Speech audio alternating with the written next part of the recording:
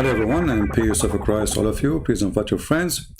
And today we have again an important topic about the amazing person, the most gentleman, the most polite, the most decent, the most honorable, the most truthful, the most...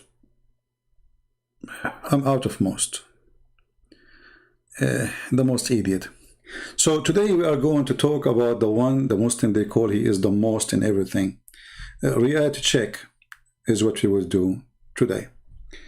So please invite your friends. Let us put Muhammad into test and see how much truthful what Muslims they say to us about their prophet. How much he is really what they claim. So a question was given to Dr. Yasir Qadhi. And Dr. Yasir Qadhi is very well-known doctor. I mean, his specialty is idiots. And because his specialty is idiot, and he is one of them, he is going to give you the answer which only super intelligent people can give, period. And I like to put that period at the end, like with period. So let us see what Dr. Yasir Qadhi will say to the person who asks a question about the mental problem of Muhammad, if you have any. Even if we know that Muhammad was sincere, how do we know he was not deluded? Meaning, he believes that he is getting a revelation from God and he is really sincere, but he's really crazy. So this is a point that some non-Muslim academics believe. Now, as you probably know, I have studied in the Western academia. I have my PhD from a non-Muslim university, so I read a lot about what others say about our Prophet ﷺ. By and large, the medieval theories that used to exist, that our Prophet ﷺ is some type of deranged person or some type of power-hungry person, by and large, most Western non-Muslims who study Islam have discarded those theories. What do they believe? They believe exactly as the questioner has said. And that is, they will say, and there are many authors you can find, many famous people who will say this, that clearly our Prophet ﷺ believed himself to be a prophet. Because they cannot explain it in any other way. This is number one lie. Did really Muhammad believe himself to be a prophet? This is number one lie. The proof that Muhammad he did not believe himself to be a prophet can be found in the book of Muhammad, either in the Quran or in the Hadith.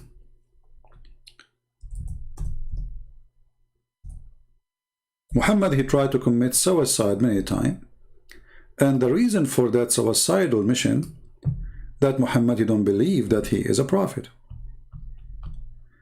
Read carefully with me, and you will see how we can get them busted right away in the first few seconds of their lie. It says here that Waraq ibn Nawfal he died, and the divine inspiration was also paused for a while, and the prophet became so sad, as we have heard. He intended several times to throw himself from the tops of the high mountains. And every time he went up to the mountains in order to throw himself down, Gabriel, which is supposedly the angel, Muhammad he called him Jibreel, even the name he got wrong. Jibreel he said to him, "O Muhammad, you are indeed Allah's messenger, in truth." Whereupon his heart would become quiet and would calm down and would return home. So how to return Muhammad home? How to make Muhammad not to think about continuing his steps to jump from the top of the mountain? Jibreel says to him, "You are truly a prophet. Don't do it." Which means Muhammad, he want to jump from the mountain because he don't believe he's a prophet. And then it says here, and whenever the period of the coming of inspiration used to become long, he would do the same as before, which means he tried to commit suicide again. So here how you see how those who claim to be doctors, they lie about the mental situation of Muhammad. Ask yourself a very simple question. If Muhammad was sure that he is seeing an angel, and if Muhammad was confident that he is speaking to an angel, why Muhammad will try to kill himself? And the angel come to him to say to him, you are a messenger. Truly you are a messenger. And then that will make Muhammad calm down and he go home. The angel, when he come to him, he did not say, don't worry, God will make you victorious. No. He did not say, don't worry about those who hate you. No. He did not say anything. He said, for sure you are a messenger. That's it. The angel, he knew the problem, supposedly. That Muhammad, he don't believe himself to be a messenger. And here you see this clear sign of mental illness. Because this guy already received revelation many times. And the angel just come to you. Let's say this is the first time Muhammad, he tried to commit suicide. And the angel appeared to him in the mountain and says, don't do it, you are a messenger. Okay. Why Muhammad tried to do it again and again and again? Read with me carefully. After he said to him, the angel, when Muhammad he try, and he go to the high mountain, and every time, do you see the word every time? When somebody says to you every time, he went up to the top mountain in order to throw himself. So this is the normal behavior Muhammad used to practice. Many times, Muhammad go in the top of the mountain, many time, and the purpose is to kill himself.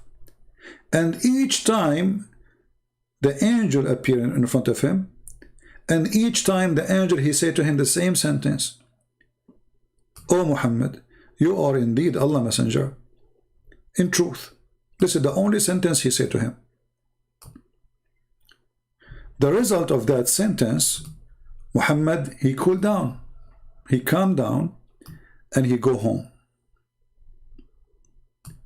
And then Muhammad, he do it again and again and again. And each time, the angel, he said to him the same exact sentence. Isn't it, this is a clear sign that this man is suffering from mental illness?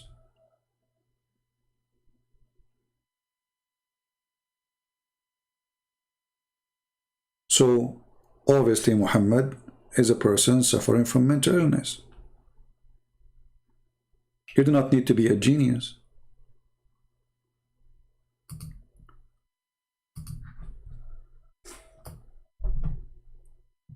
What Yasir Qadi answer is?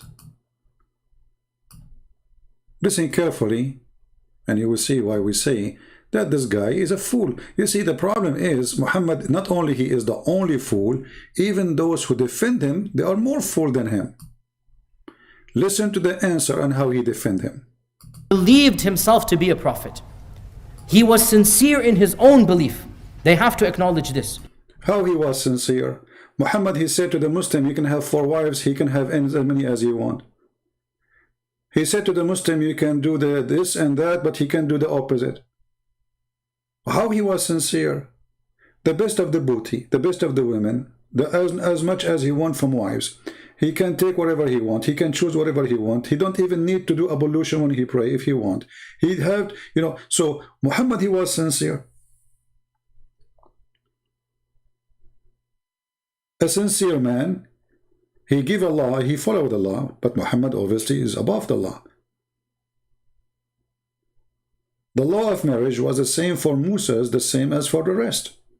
Not there's a law for Moses and a law for the rest of the Jews. Muhammad, he created law only for himself. How he was sincere. Muhammad the sincere, he went to his own son's wife when she is in the house of the husband. Muhammad, he told his men not to look at women, they are not theirs.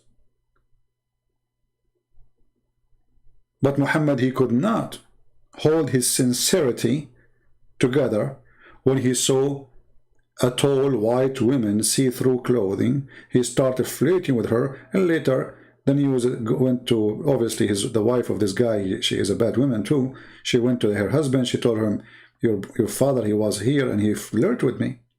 The son, he ran to his father saying, father, let me divorce her. Muhammad the hypocrite, you see how sincere, he said, why you want to divorce her? The guy, imagine, the filthy Muhammad, 5 minutes ago, he was flirting with his wife. And now he is saying to him, why you want to divorce her? Keep her, man. You see how sincere he is? Do you see how sincere? And imagine all those stories are in their books. This is not stories written in the books of the Jews and the Hindus, the Buddhas. This is Islamic books approved by Muslims.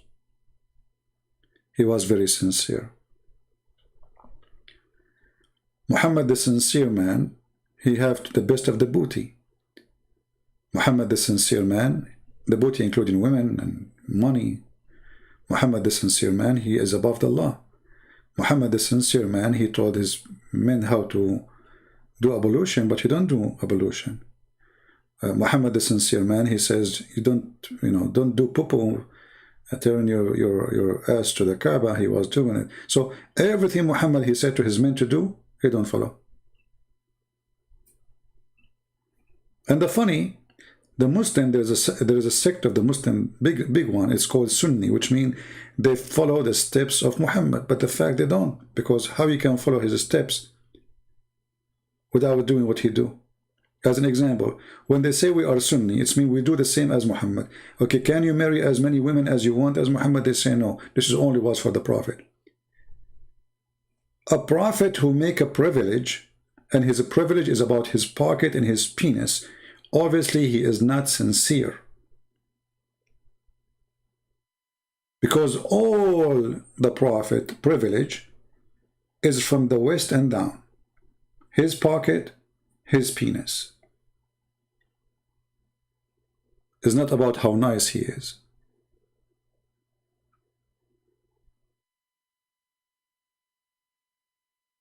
Somebody saying, what is the motive? Actually, I saw a video, I forgot it was who, the Muslim, he was saying, it wasn't the Deen show. He said, well, if we want to see if Muhammad is a false prophet or not, we have to look at the motive. You know, did he take to himself something? The Muslim, they claim in their TV station that Muhammad, he did not want any privilege for him. Whenever all of Islam is a privilege to Muhammad. Muslims, they have to pray on Muhammad. Allah have to pray on Muhammad. You cannot convert to Islam unless you associate the name of Allah with the name of Muhammad. Allah and the angels and the Muslims and the believers, all of them, they are praying on Muhammad. Muhammad became the center of the universe. If the Prophet, his eyes fall into a woman, her husband must divorce her, and this is in Islamic books. Right?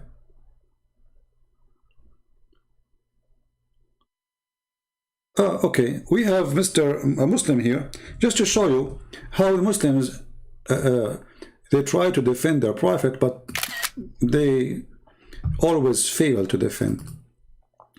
We have a Muslim here saying the following. Let us put it for you on the screen. He's upset, and I understand, it's okay. The hunter, he said, you are only good at one thing, cherry picking and fooling people. Okay, I'm picking up my cherries, but the cherries are there. You just admitted that your Prophet is a tree of a bad cherries. And the accusation to me that I'm showing you the bad things about your Prophet. So that's it, you agreed he's bad. Thank you. Because if the cherries are not there, you are the one who said cherry picking. Cherry picking mean they are there, but I'm electing the bad ones, right? Okay, but still he's bad. I did not create the cherries. I did not make them up. They are there. So can you deny that your Prophet, he was flirting with the wife of his son? Or you want me to show you the reference? You would like to call me and challenge me? And I will make you read from your own books? Do you want me to show you Allah making a verse for Muhammad saying, why you tell that guy don't divorce your wife when you want her? Have you ever heard of a God? He make verses just for the sake of Muhammad penis? So my friend, if you want to say what you are saying, well, I agree with you. I'm here to pick up my cherries. Because all the cherries of Muhammad is bad. Can you show me a good thing about him? Look what Aisha, she said. Maybe Aisha, she was picking up her cherries too.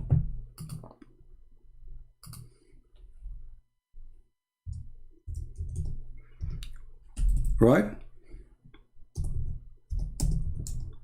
obviously, Aisha, she is picking up her cherry. Look what Aisha, she said. And this is Aisha al-Bukhari and Sahih Muslim, so it is very authentic. I felt jealous of women who offer themselves to the Prophet. Hold on. Muhammad, he made chapters in the Quran or verses. It says that Muslim women, they can offer themselves to the Prophet. Why? What does this have to do with God? Why your mother, Mr. Hunter, or your sister or your daughter, she have obligation to offer her private part to the Prophet? Are you there?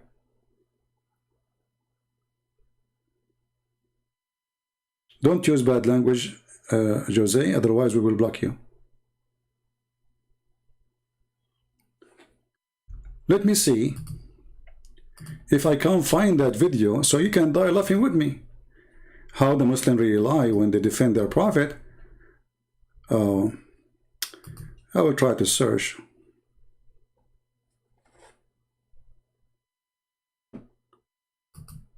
Let us see.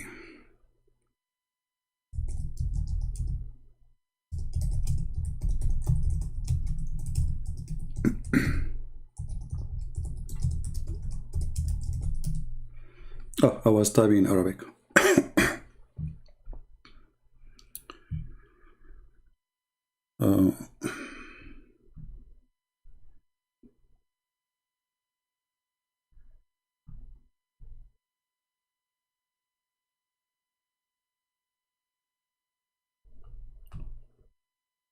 I need to remember what was the true fact about, okay, how we can be sure Muhammad, he was true prophet.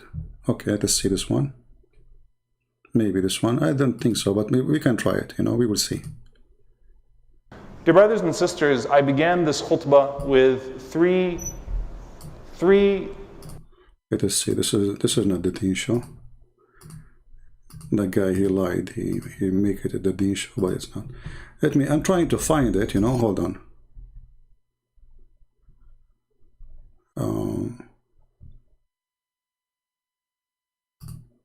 But anyway, the guy, he says, let us see if Muhammad, he have his own privilege, if he created his own privilege. Right?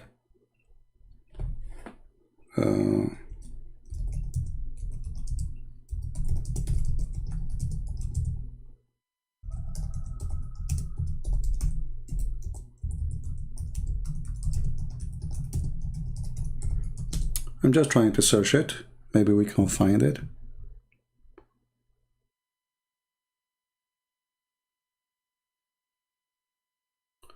I found Zakir Naik. It's not time to laugh now. Oh, hold on. I found this guy. His name is Sabil Ahmed. How to be sure that Prophet Muhammad was a true messenger. You remember this guy, Potato? Assalamu alaikum. Okay, hold on. Let us go until he talk. I don't want to play it all. Where people call us and ask us questions. And one of the questions that people ask is that, yes, fine, we believe that you guys have a book called the Quran. We believe that the Quran has solutions. We believe there may be prophecies in the Bible. But how do you know this person who you claim to be a prophet was indeed a true prophet? How? There were many people before him who claimed to be prophets, and many people who came after him who claimed to be prophets. Okay. So why do you take him to be the last and the final prophet? Why? And a prophet to begin with? Why? So I will provide, inshallah, 5 different evidences Five. Give us to 5. prove and to show that Muhammad, peace be upon him, when he proclaimed that he was a prophet, he was indeed a true prophet. Indeed. Now, there are 1.8 billion Muslims around the world, and we all proclaim. In the previous video, this guy, he said 1.6. In 2 weeks, they jumped 2 billions. Anyway, go ahead. I mean, 200 millions. All right. That he was a prophet, and we also take other prophets before him, and we say that each single one of them, they were appointed by God to bring God. Give us the reason, man. Let me move this. I want to see the reason. I'll go. Give me a speeches now. Give us the reason number one. Reason number one. Come on. That he ever lied? That he ever broke any promises? Huh? He never lied? Muhammad never lied. Muhammad never lied. Let us see if this is true or not. Never broke any promises. Let us go to the Quran.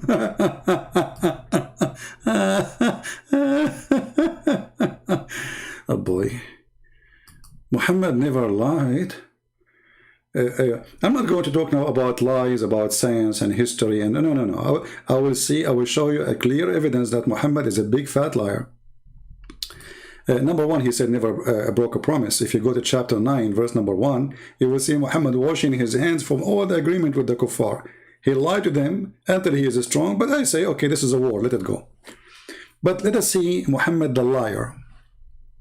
Muhammad, he says, a Muslim, he can lie in 3. A Muslim, he can lie in 3. A man is speaking to his wife, a wife speaking to her husband, one of them.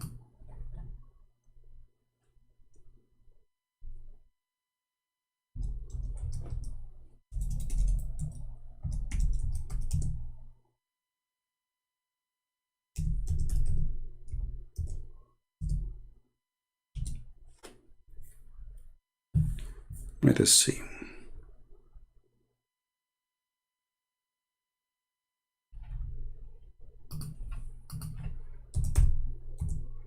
Muhammad, not only he lied, he taught his followers to lie. And he made it officially lawful.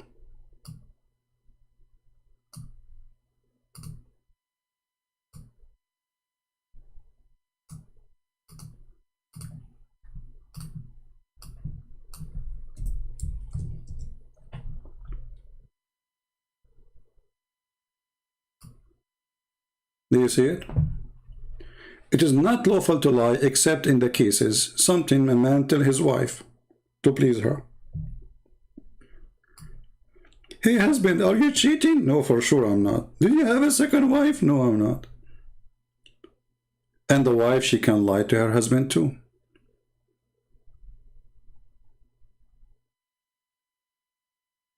Read carefully. Not only the man, he can lie to his wife.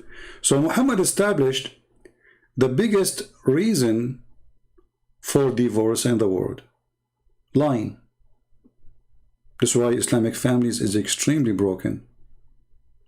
Read carefully. I did not hear the message of Allah making intrusion on anything that people say finally falsely except 3. So people, they can say falsely stuff in 3 matters. The Messenger of Allah said, I do not count as a liar a man put things right between people.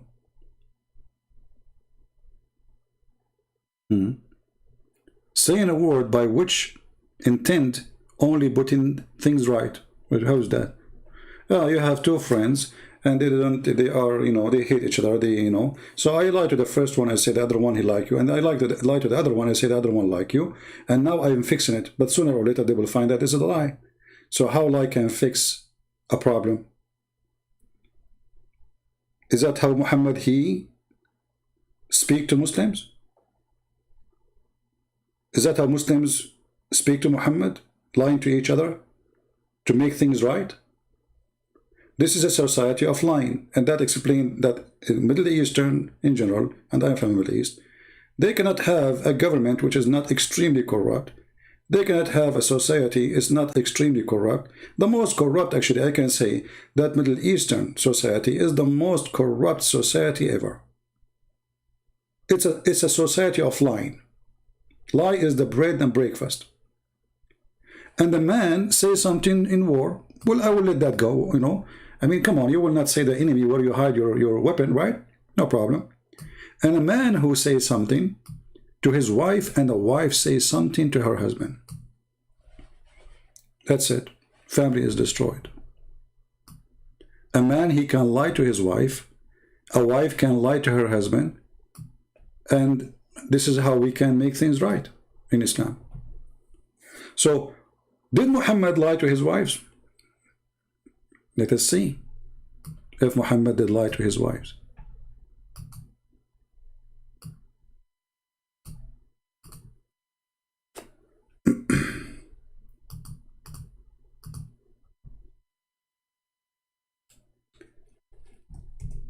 Read with me and let us see how Muhammad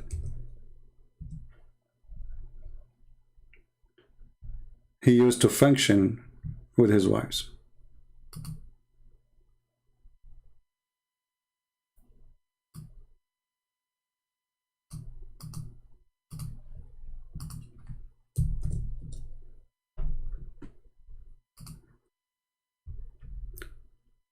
Muhammad was the most evil husband ever. When the wives go against Muhammad because of his mistreatment, because of his deception, because of his cheating, Muhammad always make a verse claiming Allah is speaking to him. You see, actually, before we play that video, we were showing you that Aisha, she is speaking about that she felt jealous of the women who offered themselves to Allah Messenger. Imagine if you are a female, you are married to a man, he make a chapter in his holy book saying any woman she can take off her panty to sleep with him. And why is that? Because he's a prophet. And why a woman she have to give herself to a prophet? Because Allah, he want the prophet penis to be happy. Happy penis mean happy prophet, and happy penis of prophet, that's mean happy Allah. So the happiness of Allah is coming through the happy penis of Muhammad. So women, they're coming, they are lining up to offer themselves to Muhammad. But why women they do that? You know, those poor women, they want support. If they offer themselves to sleep with this man, he's a prophet of Allah, he's like a king for them now. She will get free food, free shelter, free protection. You can imagine your boyfriend is the big guy, the gang, the cartel leader. So women, they are coming lining up and they are offering themselves to Aisha, to Muhammad. And then Aisha, she said that Muhammad, he received a verse from Allah. Look, not only Muhammad, he received a verse from Allah to sleep with them, he received verses from Allah says, if you don't want one, like if someone, she don't look good, someone, she is old for you, you don't like her, you can differ. Look at this. Then when Allah, the exalted, the glorious, revealed this, you may differ any of them as you wish, and take yourself any to you wish. So Muhammad, he made a mistake. He says any woman she can offer herself to me. Women, they start offering themselves, and many of them, they are old. Muhammad, he don't want the old. But now he's in trouble. He said, offer yourself, I will take you. So Muhammad now, he have to make an exit where he can choose only the beautiful, the young. So he made a verse says, Allah said to me, you may differ any of them you wish, and take yourself any you wish. It's a shopping. And they say to us, Muhammad, he did not lie. Can you really believe that there is a God? He said to Muslim men, you cannot do what Muhammad doing. Only Muhammad, he can do this. Only Muhammad, women, they can offer themselves to him. And only Muhammad, he can reject and he can accept the one he like. And those verses have nothing to do with God anyway. I mean, what does have to do with God? What this will do to Islam? What those verses have to do with Allah? Why Allah is involved? Why Allah, he put his nose under the skirts of women, sniffing there, which one is good for the Prophet? So Aisha, she said, I feel jealous. So look what she said to him. And if you desire, this is what Allah saying, and if you desire any of them, you set aside, you know, and then no sin chargeable to you between two brackets. No, obviously this is a sin, obviously. But Muhammad trying to cleanse himself, saying, Allah told me, it's not my fault. It's not about the penis of Muhammad. No, this is God, my friend. God, he want the women to offer themselves. And God told the women, let the Prophet choose between you, take off your panty, and I will choose the one I like. It's God, it's not him. Muhammad is just, actually Muhammad, he hated the brother. Aisha, she said, it seemed to me that your Lord hastened to satisfy your sex desire, Muhammad. You see here, it does not show the word sex, right? But we are talking about what? About sex. So Aisha, she is not a fool. She noticed that this God is a made-up God to serve the balls of the Prophet. It seemed to me, who said that? Aisha. It seemed to me that your God, Allah, exists for one reason. It's your penis. Where is Mr. Hunter? Was Aisha picking up her cherries? Or Aisha, she noticed the truth, that it seemed to me that your God, he is really there just to make chapters about your penis. Isn't it obvious? What does this have to do with God? All cult leaders, they share one thing: sex and money. They want from you your money, and they want your women, all of them. And they want to sleep with as many as they can. So all what it takes Muhammad to do so is to create chapter saying that Allah told me that. It's not me. You see? It's not me. And now Muhammad buys, why Muhammad don't say that without permission? I mean, why he is needing a chapter in the Quran? I mean, he is the Prophet, supposedly, right? And people obey him anyway. But by saying that Allah said to me, then nobody dare to question. It's Allah. You remember the one who claimed to be Christian priest? His last name is Dollar. Even his last name is Dollar, what you can say. He said to the Christian in his church that God told me that you need to buy a jet. This guy, he don't want to take a flight like everybody anymore. He want to take an airplane by himself. God told him, brother. God. See, God told him, and then nobody questioned where the money will go. You see how easy it is? He went to his bedroom. He woke up in the morning. He told them, God told me that you need to buy a jet, and nobody can stop me from buying it. And then, okay, so Mr. Dollar, he got now not only permission, he is getting order. He's a poor guy. He don't like to take airplane anyway. But now God told him to buy an airplane. This is the same scam. Muhammad is no different. Scam is a scam in every century, in every time, in every day. God told me. So Muhammad now is horny. He want to sleep with women. They are not his. It's not enough what he have. He want more. So he made a chapter, and the chapter is any woman she can offer herself. And then after that, he made a verse to fix that chapter because he noticed there's something wrong there. What about the woman? She is not good looking. What I will say to her now, I told them you can offer yourself. Oh, Allah told me I can't differ any of you. I can choose any of you or can put you in the side, put you in the shelf, or kick you out. Here we see Muhammad picking up his cherry. Where, Mr. Hunter? According to Islam, Muslim women are the cherry of Muhammad. And Muhammad, he tastes each woman and he split the one he don't like. Are you there? And this is a clear sign of mental illness. You see, greed is one of the signs of mental illness. Greed is a clear sign of mental illness because, a smart person, he don't do that, by the way. A smart person, he is not controlled by his mental illness. This guy, he thinks he is the center of the world. Everybody is made for him. Those women are not women like this society is there to serve his pleasure, not the opposite. He is not a servant of the community. The community is his sex servants. To the point he won their wives. And he made chapter, any women of yours. And then we see in the Muslim books, it says, if the Prophet's eyes fell into a woman, her husband must divorce her. Why is that?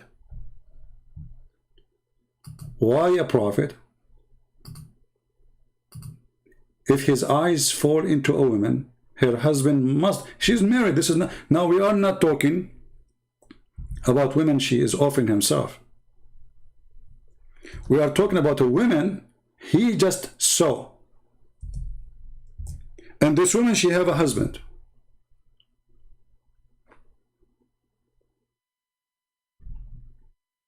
And now the Prophet, his eyes fall into the woman, which means he liked her. What is the solution? The husband must divorce her. And it's lawful for the Prophet to and excuse my language, because this is what it says.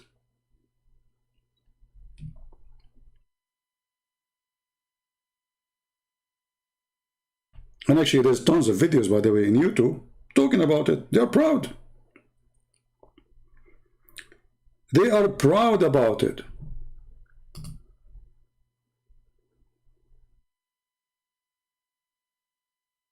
A clear sign of mental illness. This man, he is now in a position where he can claim that anything he say, anything he asks for is coming from God. And because of his mental illness, he thinks that nobody will question his madness.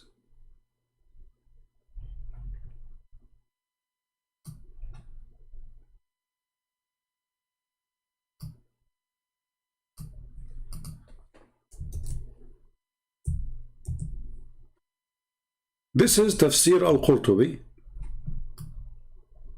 page number 14, volume number 14, page number 212.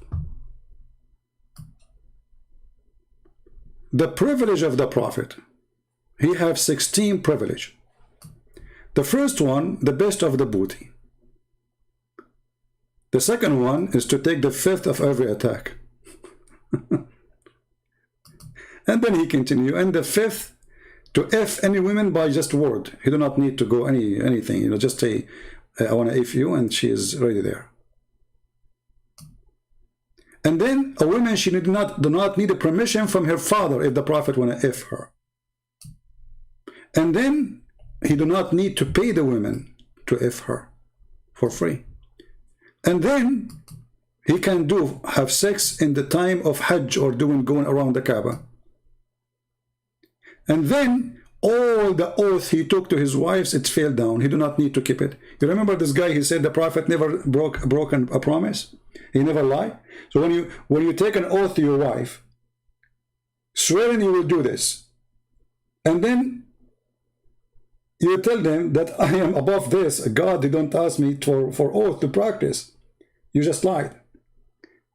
And not only you lied, you used the name of God to lie.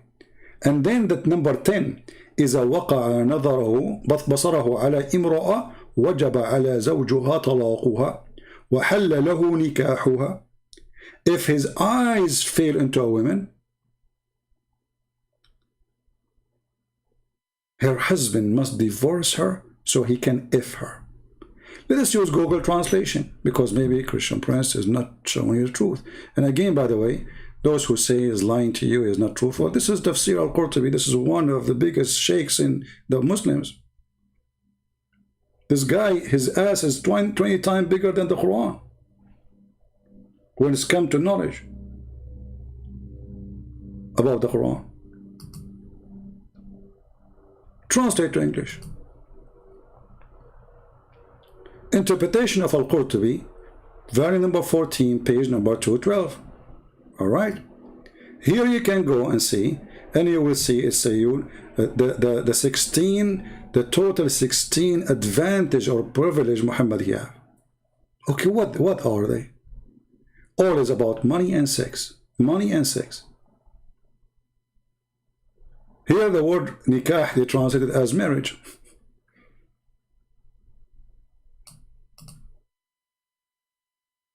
Women, she can offer herself. The Prophet do not need to pay her. He can if her without paying her money. He can give an oath to his spouse and he don't need to keep them. He can have sex during the Hajj. He can have sex around the Kaaba. And then if his eyes, if his sight, number 10, falls into a woman, her husband must divorce her. So the Prophet can if her. And she became permissible for him. Do you see it? Do you see it, my friend? This is a clear sign of mental illness. For all those privilege is not a privilege for a prophet of God. Those are a privilege for someone taking advantage of those poor people. He's a scammer. And he is, because of his mental illness, you see, I believe that even a scammer he has mental illness. Why? Because he's not thinking right. Maybe you can be successful to take the money of somebody, but that will not change the fact that you have mental illness. You're sick. Stealing the money of people, especially poor people. That is a sign of clear sickness. Evil inside him. So if his wife, Aisha, she said, well, look like your God. It seemed to me that your God, the one you call him Allah, is nothing but a scam. Scam you created so you can satisfy your sexual needs.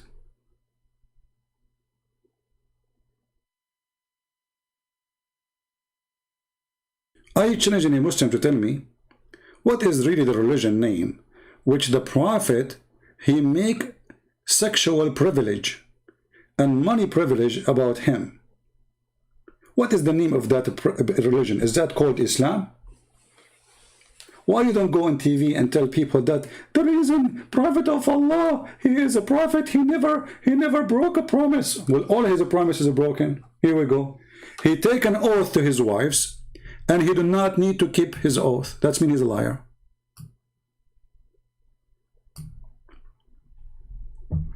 He do not need the fall of oath between his spouse. He can take an oath for them and he don't do it. This is a privilege. Imagine a privilege to be a liar. A privilege of the Prophet is to be a liar who say an oath and he break his oath even to his wives.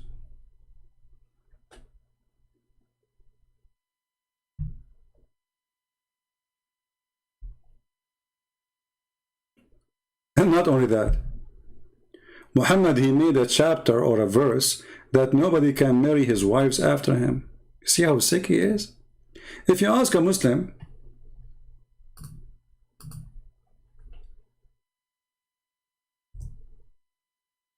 can the wife of Muhammad, any of them, marry after the Prophet?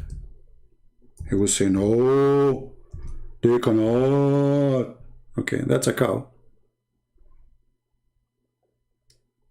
Why? Is it lawful in Islam to marry a widow? Yes, it's lawful. Okay. Well, Aisha now, Muhammad, he died and she is not even 18 years old. Can Aisha marry someone? No. Why? Guess why? Because the sick Muhammad, he don't even want those women to live after him. He wants them to be a property.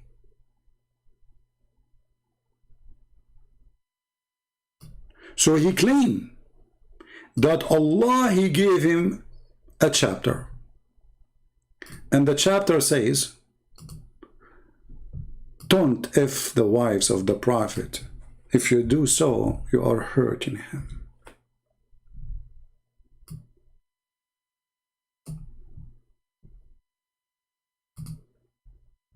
Can you believe it?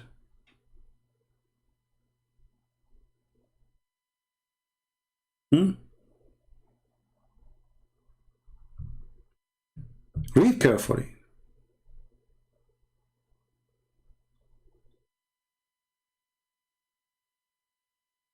It does not behave to you to give offense to God apostle, just as it would not behave or behove to you to marry his widows. You see the clear sign of mental illness? He owned them until death. Every woman Muhammad he slept with, nobody can sleep with. A clear sign of mental illness. Selfish, sick, idiot. So now Aisha, she is 18 years old, 17 going in her 18, and now she cannot marry. If you ask Muslims why marriage is allowed for a widow, they will say to you because it's more better, so she will not be tempted, she will not go sleep around, and that is the best way. Okay, how come only Muhammad wives, they are not allowed to practice what is against temptation? Isn't it better for Aisha to get married again? No, no, and not only that. He claimed that his wives are the mother of Muslims. Do you see how the privilege is fading all over Muhammad? And all of it is about sex. You know, we can ask the Muslims the same question. Hey Muslims, what is the privilege of Jesus in Christianity? Any Muslim can show me one privilege it is sound fishy? Where is Mr. Hunter? Hey Hunter, pick up your cherries. Can you pick up your cherries about Jesus?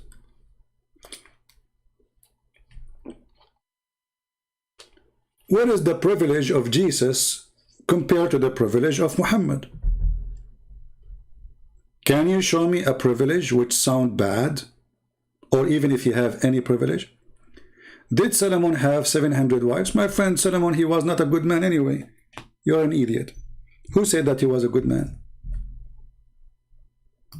Who said, did God say to him, go and marry 700 women or 1,000 women? Solomon and even his father, they were doing what kings do. That is a stupid claim. Can you show me where God says to this man, go and do this? If you go actually read, you will see the Jews are attacking those names. God reject even their money to be in the temple until they repent. So we have a huge difference between this and that. There's someone he repent, ask God for forgiveness for the sin he do, and there's a guy he make God is the reason for his sin. And God told me to marry as many as I want. Did Solomon says God told me? Can you show me the verse? Is it God who told Solomon to go and marry women as he like? I'm waiting for your answer. I'm showing you your prophet saying, my God told me. All the privilege I showed you, Muhammad, he claimed it's coming from his God. Can you show me the privilege of Solomon coming from God? You cannot.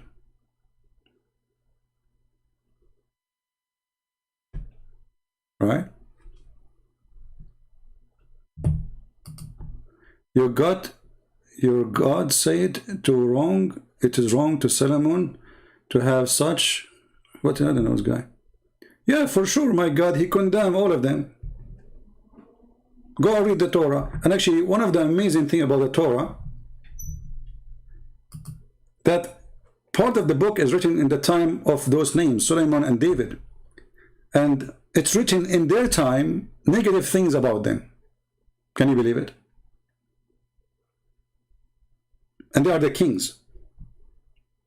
While they all exist as kings.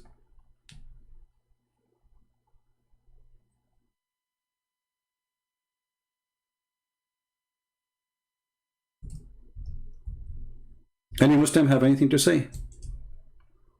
So here we have verses from Muhammad claiming that his God, he gave him those privileges.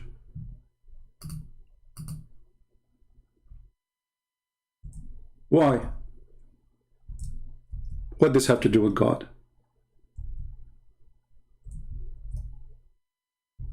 The Bible speaks about sin, the sin of those names.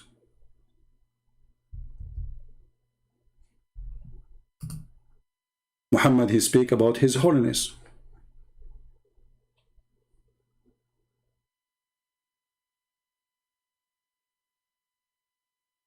He broke the law.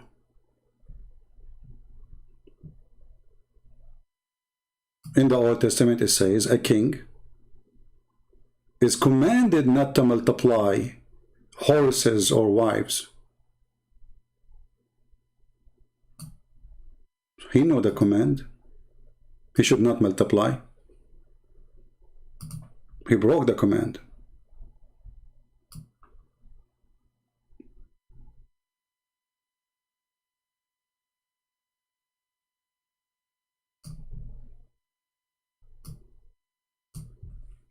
Do you see it? So he's a sinner.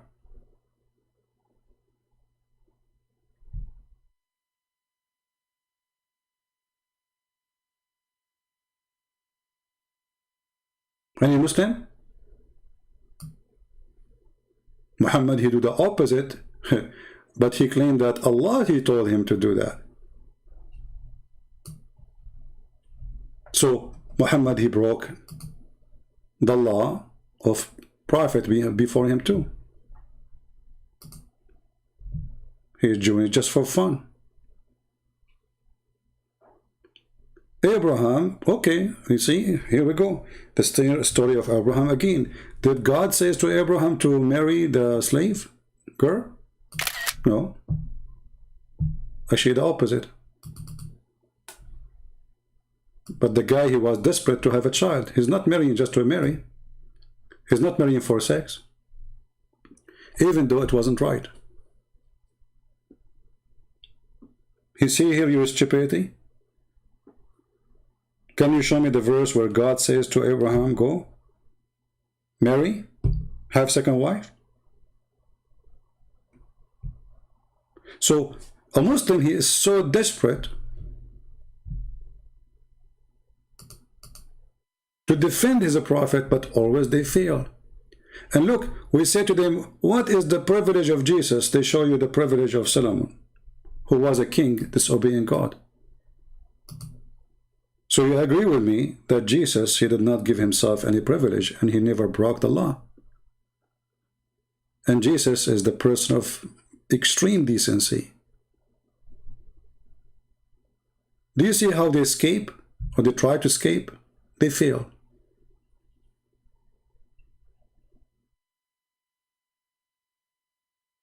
If Jesus want to do what man do, and he is a person of a scam like Muhammad, how many women they would love to marry Jesus? Can you imagine? Just a thought about it. Jesus even never owned a donkey. Did he charge people for miracles he do?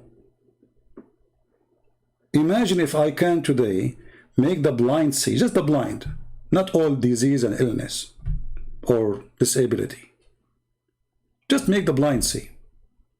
How much rich I will be. How powerful I will be. Imagine if I can just raise people from death like Jesus. Kings will bow down to me. They will give me all their money to keep them alive. Still, Jesus never asked for a privilege.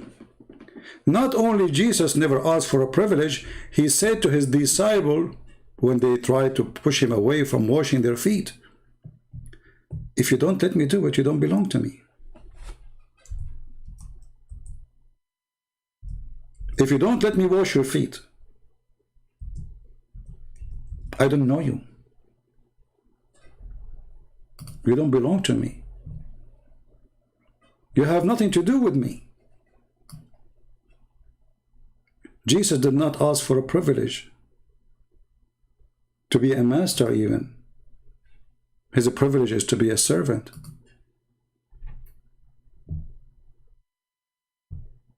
You see the huge difference of what we are talking about? While your God Muhammad was making chapters and verses about his penis and his testicles and his pocket, Jesus was busy making the blind see, the dead alive, the sick healed, and he was washing his followers' feet.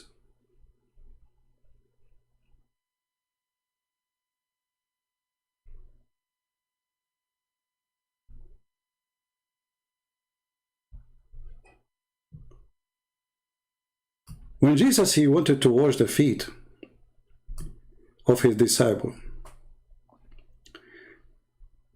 Simon and Peter say to him, Lord, you are washing my feet. In Arabic, we call him Simon or Shamun. Jesus answered and said, what I'm doing to you, you do not understand now, but you will know after this. Peter said to him, you shall never wash my feet. Jesus answered, if I don't wash you, you have no part with me. If you don't let me wash your feet, that's it, it's over between us. Simon Peter said to him, Lord, not my feet only, but also my hands, my head. If this is what you want, I'm all yours.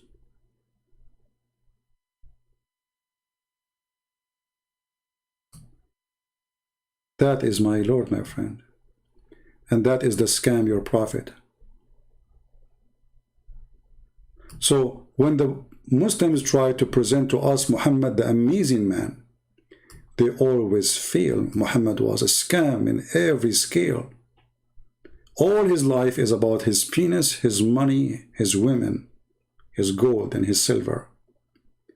And then the Muslim, they say to us, do you know when the Prophet, when he died, he borrowed money from the Jews? Muhammad, he killed all the Jews when he was dying. There's nobody left. What a big fat lie. Isn't it Muhammad who says, if I've been victorious, I will kick every single Jew and Christians? So wow, when he was dying, he was borrowing. He gave his arrow and his spear to a Jew. This is one of the lies they say to us. But Muhammad, he kicked them all. Not a single Christian, not a single Jew.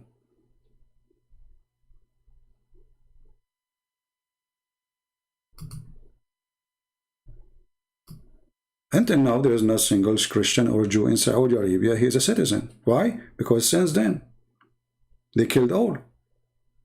The lucky one is the one who escaped, run away in the desert. The unlucky is got killed.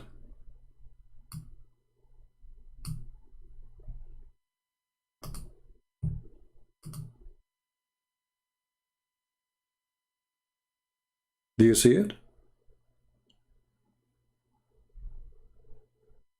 Somebody saying, CP, why you compare between Jesus and Muhammad? I'm not comparing, my friend. We cannot compare between God and the devil. This is not compare. We are showing the difference between the darkness of the evil, satanic Muhammad and the light of God. We are not comparing. There's nothing to compare. Everything about Jesus is amazing. Love your enemy.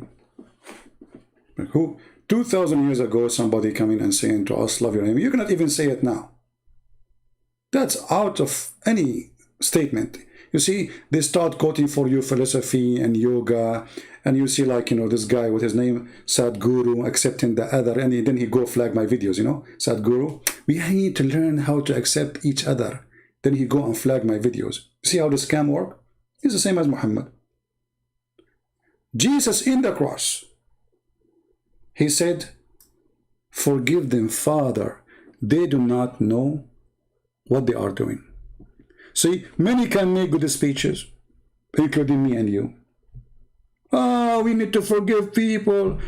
Jesus told us forgive everybody. And then when something happened, we start cursing left or right, and maybe we'll grab our gun and shoot. But Jesus in the cross, he said, forgive them, Father. Who? Forgive who? The one who just put nails in his hands. The one who was just torturing him. The one who put a spear in his chest. The one who put nails in his feet. The one who put, you know, all kind of ugly plants in his head. The one who made him drink vinegar instead of water. Forgive them, Father.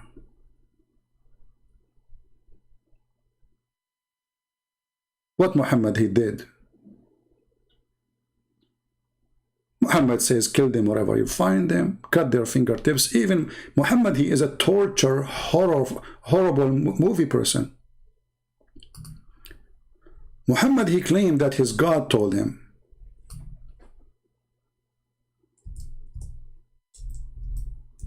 His God, not him.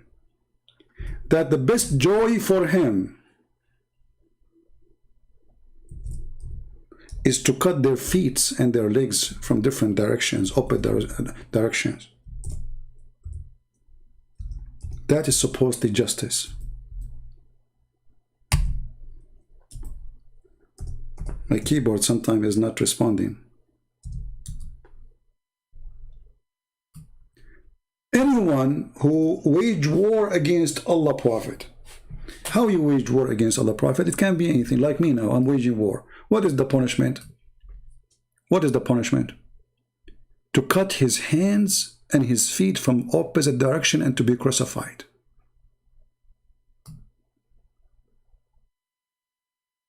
The one who waged war against Allah and his apostle, what we do to them?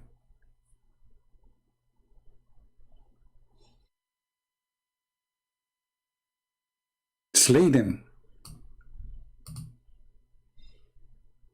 Cut their hands, cut their feet. Crucify them.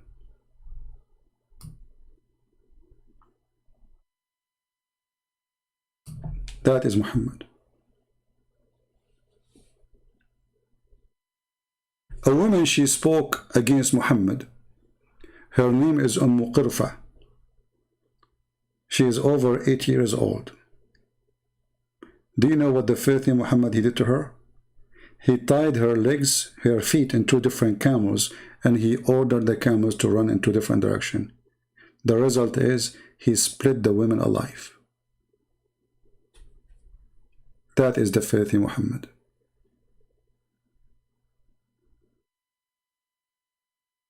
Right? A Muslim saying, didn't Jesus say, slaughter your family alive if they are non-believers? How are you, Qasim? Do you like to call me my friend? And I will make you read it live on air, so everybody will laugh with us. Let us take a screenshot of what Mr. Qasim he said. Qasim, I think his name Qasim, like Muhammad.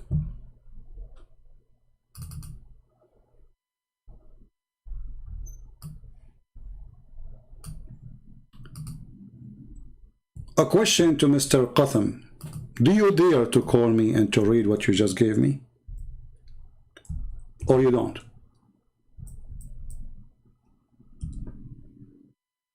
Just to show you how Muslims, you know, they make articles, they copy paste, but their articles are articles of idiot.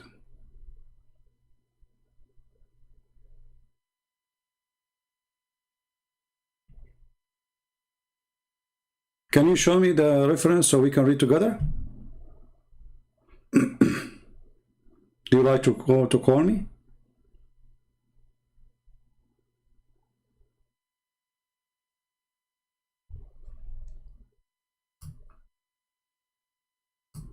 This is the verse. Isn't it your prophet, he said, the one who changed his religion, kill him?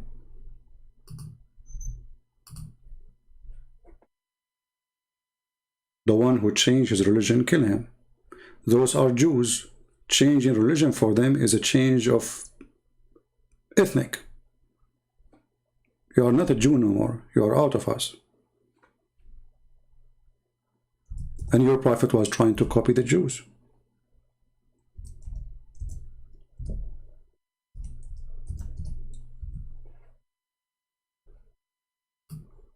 Whoever of you change his religion, kill him. Your brother, your father, your son, your daughter, doesn't matter. Are you against it now? Qasim, are you against it? Is that bad? So you are showing me something bad, right? Thank you very much. If that is bad for the Jews to do, then it's bad for Muhammad to do. So you confirm to us that Muhammad is bad. For the Jews, it was way more than just religion and God. For they are trying to preserve their nation. For God, He is going to punish them if they are not following Him. So what they do is say the one who will try to take us astray and get the anger of God on us, we are going to punish them to keep our society clean from worshipping pagan. Your prophet, he was a pagan, still kissing black stone, still go around the Kaaba, still he believed stone erases sin, still he take what the Jews say is the one who changed the religion, kill him. Right?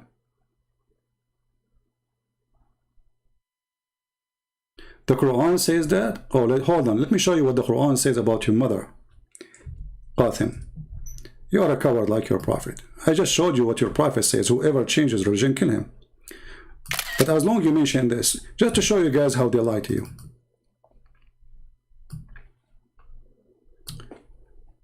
The Quran says, why you don't call me so we can have a nice conversation? The Quran says if your mother and or father are non-believers and they tell you to worship other gods, say no to them, but to treat them kindly. Guys, did it say here treat them kindly? Read carefully. Did it say here treat them kindly? In this word? Okay, thank you very much. Remember, it's you who gave me the verse. It is you who mention it. A clear sign of Muhammad being crazy man. Again, let us put it for you on the screen. Chapter 31, verse number 15. Remember, okay? And if you don't like this translation, we can change it for you. You know, if you like Yusuf Ali or anything. Read carefully with me. You are the one who said chapter 31, verse number 15, right? 13, 31, 15. This is 31, 15. Where it says,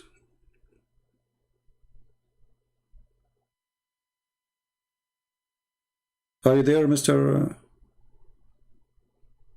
Let me see if the chat is running. Okay, so let us say that this verse is saying what he is saying. So how can you explain this verse then? A great example of Muhammad being mental.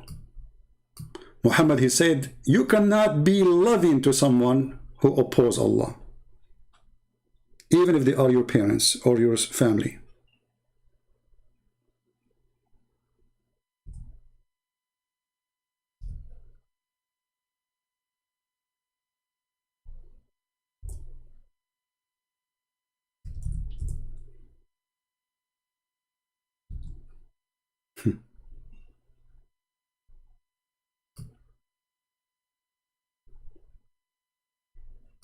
Let us see. Read carefully with me, and we will put the two verses together.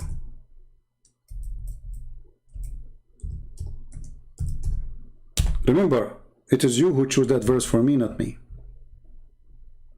And we will go back to that verse, by the way, because we will laugh at it more.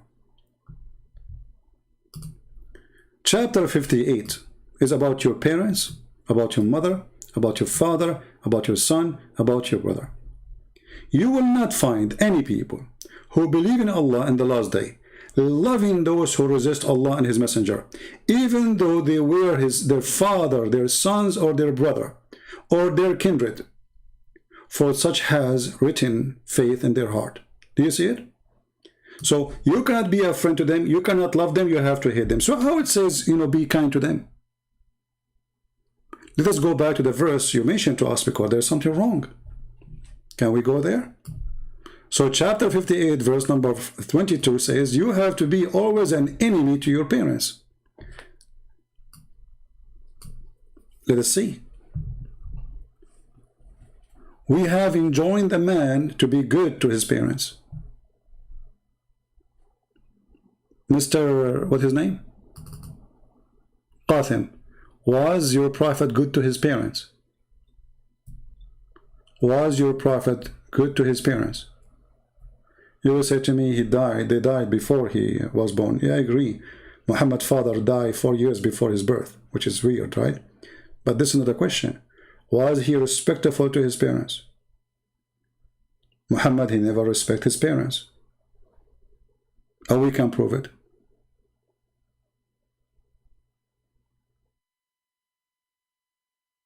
Muhammad, he said, if a Muslim, he don't say the prayer before intercourse, Shaitan will be doing the women, and the son will be harmed by Shaitan, which means he will be the son of Shaitan.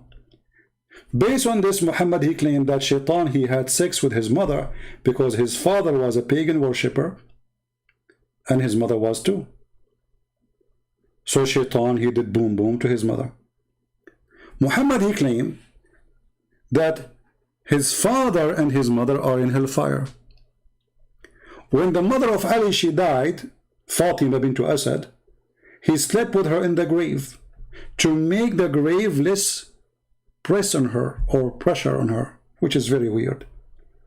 Again, additional sign that he has mental illness. You sleep with the women in the grave to make the grave less pressure on her? Since when that will work? Did Muhammad sleep in the grave of his mother to make her grave less pressure on her? Did he dig the grave and he go and he hug the bones of the women who is his mother? Or he slept only with mother of Ali because she is beautiful and she is young? Right? No, it says, hold on. You see, guys, just to show you how they lie. Look at this. Look at this coward who don't dare to call me, yet he has a mouth. Look, it says, read carefully. Look what he said.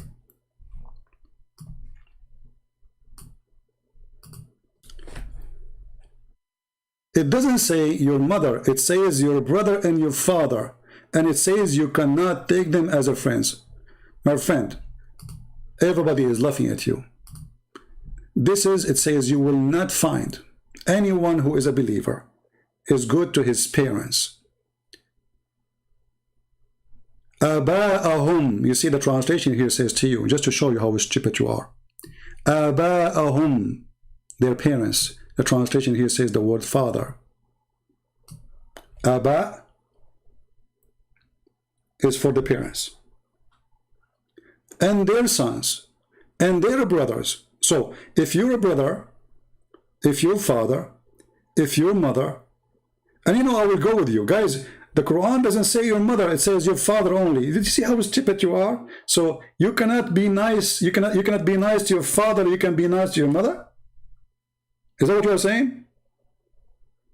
It's obviously saying to you, you cannot be loving to any of them, the whole family. Not only that, it says all the tribe. Oh, ashiratahum. All the tribe, not only the father and the parents, which mean your grandmother, your grandsister, your auntie, everybody. You see the lie? So you cannot be loving, but Jesus says love your enemy. Jesus said, love your enemy. Here you cannot be even loving to your own mother and your own son and your sister and your own brother.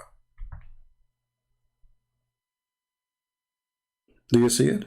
Now, I want to go with you now. How come there's two verses contradicting each other?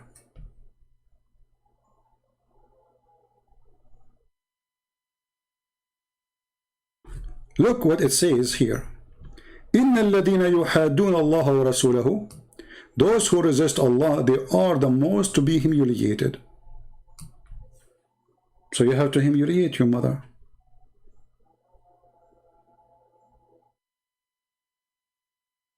Abba mean father. Abba mean father. I know Abba mean father. This is not even not Arabic. We know that. But Aba'uhum, when you say in general, that's mean their parents. But I will go with you. Let us say your father. So you are saying to me, I can be good to my mother, I cannot be good to my father? I will go back to the verse you gave me.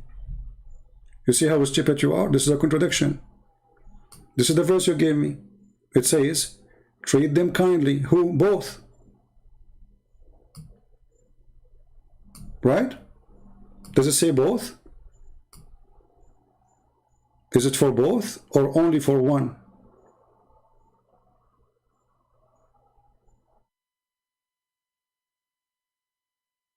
Are you there? Was it only for one or only for both? So one verse says be good to them, to your parents. The other verse says you cannot be loving to them. Is your father is part of your parents, or you are a person who have a single mother? Your mother, she gave you birth by using some kind of plastic stuff. Plastic surgery, maybe she inserted you there. So here you see the contradiction.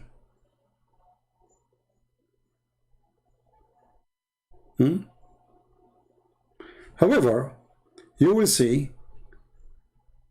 that the one is talking here is even not God, supposedly. It's a guy, his name is Luqman. That's not Allah. Luqman saying to his son, we taught the man to be good to his parents, so be good to me.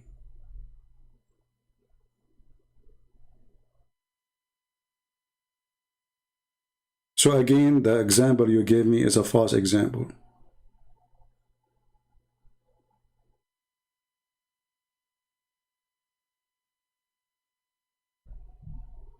Actually, the same chapter you gave me is one of the most funny, because Luqman, he said to his son, don't, the most voice Allah he hate is the voice of the donkey. What does have to do with the son of Luqman? His voice was a donkey? Is that God's advice?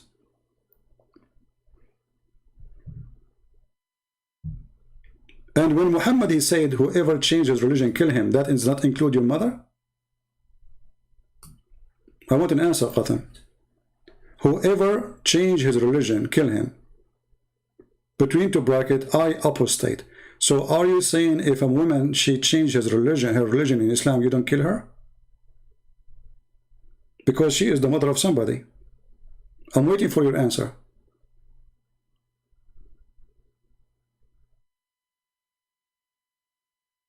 You cannot take them as a friend? No, it says you are duna. Not only you cannot. You see, you are a liar. Here we go. It says you are duna. They cannot be good to them. They cannot be loving to them. You are a potato again. You cannot be nice to them. You can change the translator as you want. You cannot be good to them. Period. Read it and laugh at yourself. And you will not find any of the people who believe in Allah doing that.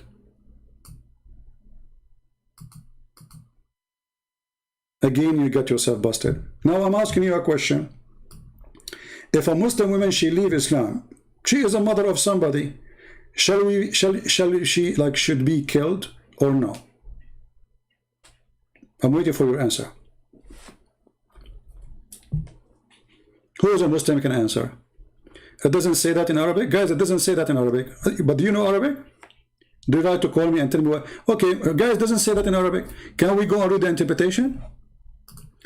Beep, people, it doesn't say that in Arabic, CP. We can go and read the interpretation. Do you accept? What interpretation you like? Al-Qurtubi, Al-Tabari, Al-Jalalain, Ibn Kathir, which one you like? Just to show you who's the coward here. It doesn't say that in Arabic. This is your translation, you idiot. None of the translation I'm showing is my translation. It doesn't say that in Arabic. So what it says in Arabic? Hey, let us see the interpretation. Hold on. Let us go to Tafsir Ibn Kathir. Now he will say Ibn Kathir is stupid. He don't present Islam, brother. He is a Jew. He's a Hindu. It doesn't say that, CP. Chapter 58, verse number 22, Ibn Kathir. Or even a Jalalain. Yes, we want Jalalain. And we go to Ibn Kathir, no problem.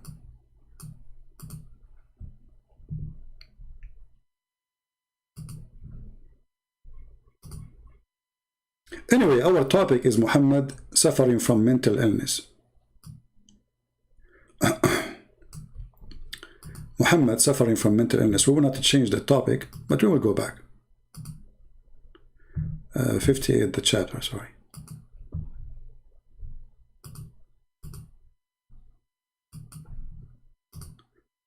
Read and love. Where is the admin? My admins are asleep. The name you mentioned, he would not even dare to say hello to me. And he is the one who exposed Muhammad too.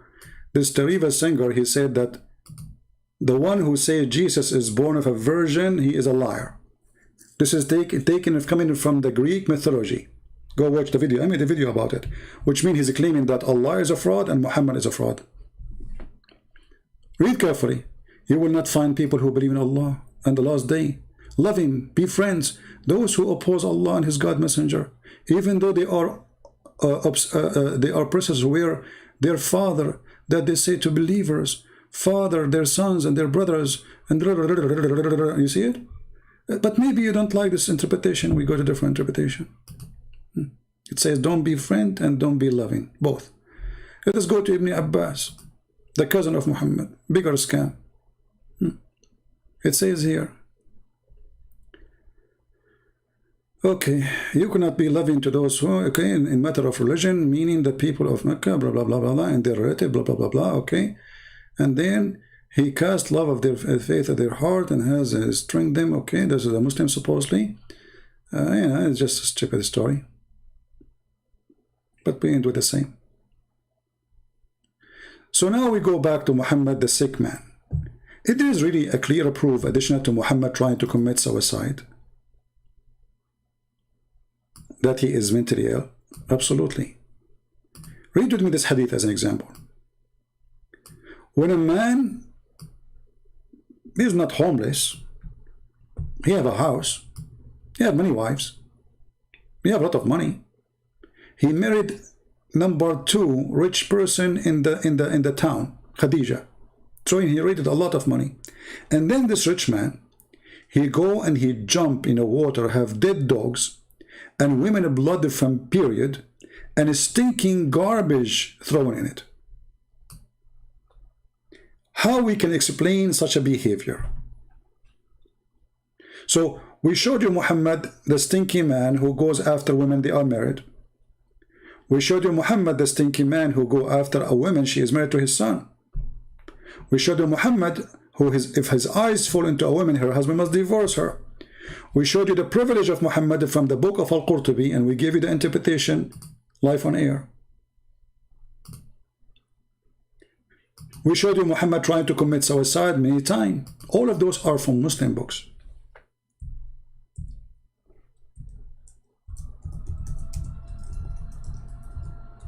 Now Muhammad is literally stinky. You see, if you say the word stinky, a Muslim might say to you, that's, you are insulting. Well, a man who shower himself with stinky garbage and stinky water and stinky sewage water, what we will call him, what he will be. This is the link for the hadith I showed you, or the interpretation from Al-Qurtubi book, if you like to save it. It's going to open for you in Arabic, but still you can open it and use Google Translation. Open it on Google browser. So a prophet who is mentally healthy, why he want to jump in little tiny water in the size of a big jacuzzi, and this water have dead dogs, women blood from period, and garbage. And the hadith says, not me, and this is the Muslim translation, stinky. All those things are thrown in the water where Muhammad now is taking his favorite beautiful shower. Right? Any Muslim can tell us why this is happening. Any Muslim? Who is a Muslim is willing to practice what Muhammad did? And by the way, this is described in details because we have the size of this water, we have the height of this water, so it's very small. Very small. It's smaller than a very small swimming pool. It's not even a jacuzzi. So imagine you are in a jacuzzi full of dead dogs. And remember, it doesn't say a dead dog. Do you see, guys? It doesn't say dead dog. It says dead dogs. Are you with me? The hadith does not say dead dog. It says dead dogs. How many? How many dead dogs there? The hadith did not say a woman menstrual clothing from period. It says menstrual clothes, which mean many women, they are throwing their, in the old days they used to use a piece of fabric to suck the blood from their period. Many. And how much stinking things were thrown there? A lot. And stinking things, not stinky thing, were thrown in. Do you see it? The Quran says, "Be nice to non-believers." This is abrogated. You are a scumbag like your prophet. This is a clear sign of Islam being a scumbag religion. Because if Islam says, "Be nice to non-believers," then how Islam says, "Kill the non-believers"? Scam. When Muhammad was weak, he said things. When he gets strength, he killed them all. A clear sign of a scam. A thief. He knocks at your door, says to you, "I'm the cable guy. Let me get in to fix your cable." You say, "Okay, sir, go ahead. I will make a nice drink for you. I will make you some tea." You go to the kitchen, you come back, you have a gun, he put it in your head, he kill you, he take your money. That's Muhammad. The Quran says, "Be kind to non-believers." So how the Quran says, "Kill them wherever you find them"? Stupid idiot. Isn't it your prophet says, "I've been ordered to kill all mankind until they say there's no God but Allah, and they eat my hummus, and they give me their women so I can have sex with them"? So your prophet, he told you to be nice to non-believers. Is that what your prophet did? So what this is in the Quran here? You know, the purpose of this guy, by the way, to take us away from talking about the madness of Muhammad, but doesn't matter, we will go back, don't worry. Let us read together what Muhammad, he said. Muhammad was so nice to the point he kicked all the Jews and all the Christians from the Arabian Peninsula. I mean, he's very nice. Look how nice Muhammad.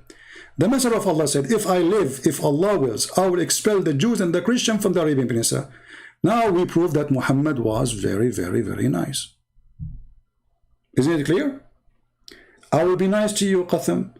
If I am victorious, I will kick you away from the country you live in." You see how nice I am? Very nice. How he was going to expel them? He will buy them an airplane ticket. He will buy them a house in a different country. He will not take their house and their property, brother. He will not take their gold and silver, brother. No, brother. He will buy you a house in Miami Beach, the Prophet. And then he will buy you a ticket.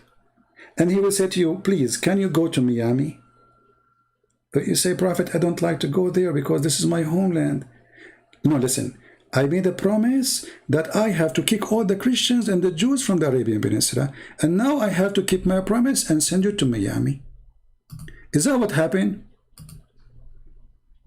What a coward. The majority of the scholars say it hasn't. It hasn't what? It hasn't been abrogated. Okay, hold on. Guys, if it was not abrogated, that's mean the Quran have contradiction. Because the Quran says in chapter 9, verse 29, kill the Christian and the Jews because they don't worship Allah. So how, and the Prophet said in the Quran, which means Allah, Aka Muhammad, when you see them, you have to force them to walk in the most narrow alley. So I will go with you and let us see who is the scumbag here.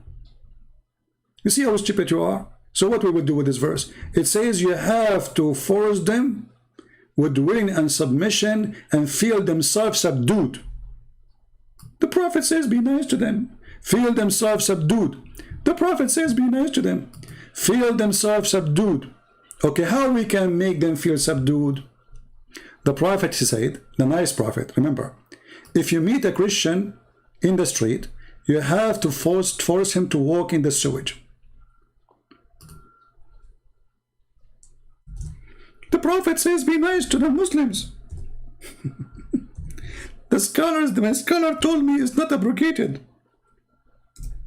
What a scam. The only reason, by the way, I allow you to text in the chat, because we need your lies. Literally.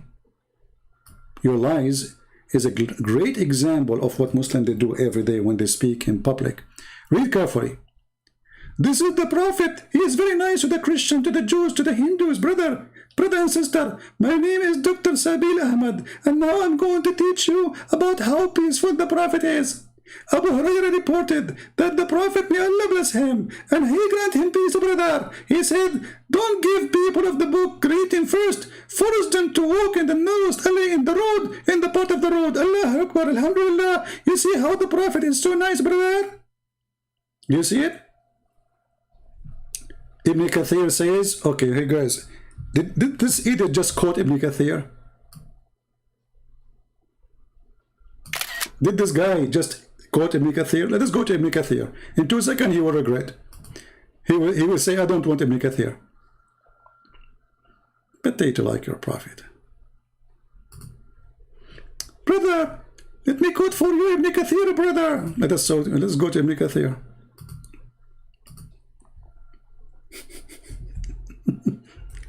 Is that Ibn Kathir, brother? I mean, this Sabil Ahmad, when he talk, I don't know from which area the voice is coming from, but it's extremely funny. He don't sound like a male, doesn't sound like a female, but sound like somebody is farting.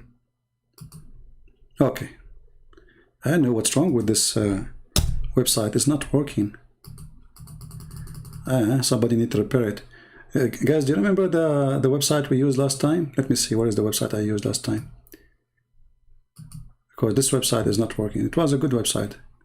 I hope I did save it in the favorite. Let us see. Hold on. Brothers and sisters, today we are going to show you how the Prophet of Allah was so nice and so merciful. Sabil Ahmad.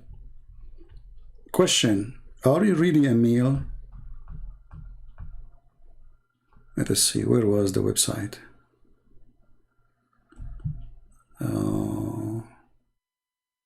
Anyone did save it? The website from last time for Ibn Kathir? I'm trying to find it.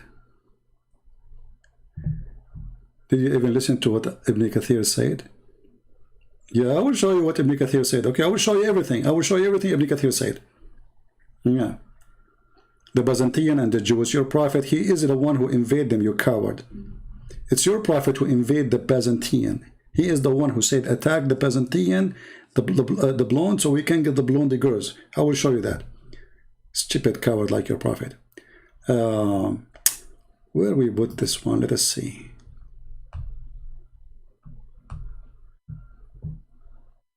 There's a website we used last time.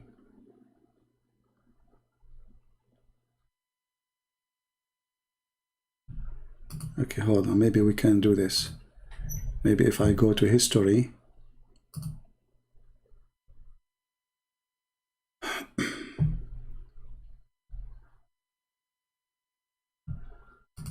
maybe I can find it.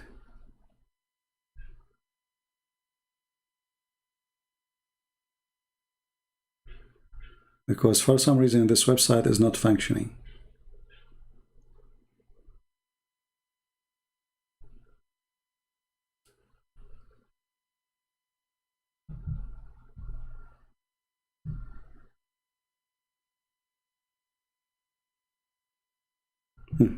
Here we go, we found it.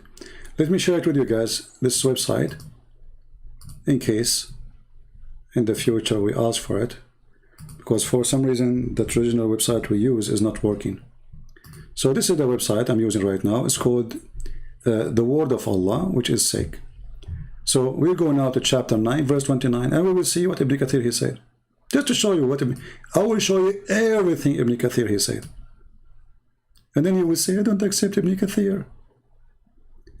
Did your prophet kick every single Jew and every single Christian? Yes. Did the Christian in the Arabian Peninsula fight your prophet? No.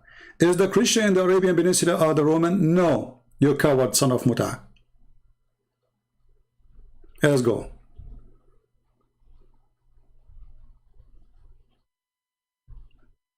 Did the Byzantine they attack Muhammad? No. Who is the one who sent letter to the Byzantine says convert to Islam so you will be safe? Muhammad. Did he attack them and he took an army there? Yes. Now this is Ibn Kathir. Read carefully, you coward. Read carefully. This is chapter 9, sorry. And in a second everybody will see. This is chapter 29. Here we go. Now we will see how they try to lie. And by the way, I'm grateful for having a Muslim lying to us, because this is the best way to teach the Christians. So remember what this Muslim was saying in the chat. Look what the Quran says.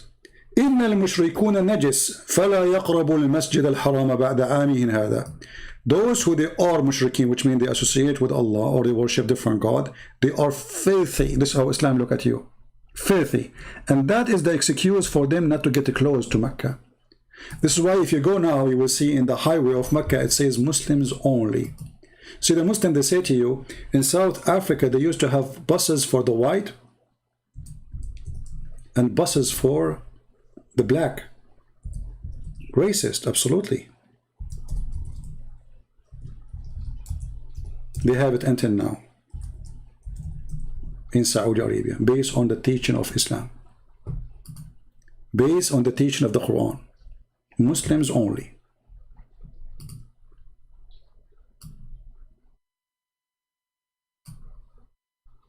The most filthy, racist cult you can imagine ever. Muslims only. Imagine if we have in America a sign, a road for Muslims, a road for because the sign here is for Muslims only. This is only clean people they can go in this road. You see, this is why it's green. The Muslims are green. They are going to go to heaven. Those are non-Muslims are in red, for they are filthy. They are hell people. Do you see it? So the Quran says, and based on that, we have this sign until now in Saudi Arabia. إنما المشركون نجس. Those who they are not Muslims are filthy, disgusting, stinky. And then he continued here saying, المؤمن لا ينجس or لا ينجس. The believer, he is always pure. The adulterer is always impure. Okay. So Muhammad, after he ordered not to allow anyone not Muslim to enter Mecca, because now they are victorious, the Muslim, they complained. They said, how we will make money now? We killed all those who they used to make money. We took their money, but we need more money to make living, what we do for living. Muhammad, he said to them, if you fear poverty, and this is verse number 28, Allah will enrich you. Okay, how? By his bounty. What bounty? From other source. What is the other source? Go and attack the Christian and the Jews. Kill them and take their money. Or they have to pay you jizya, and this is how you make living.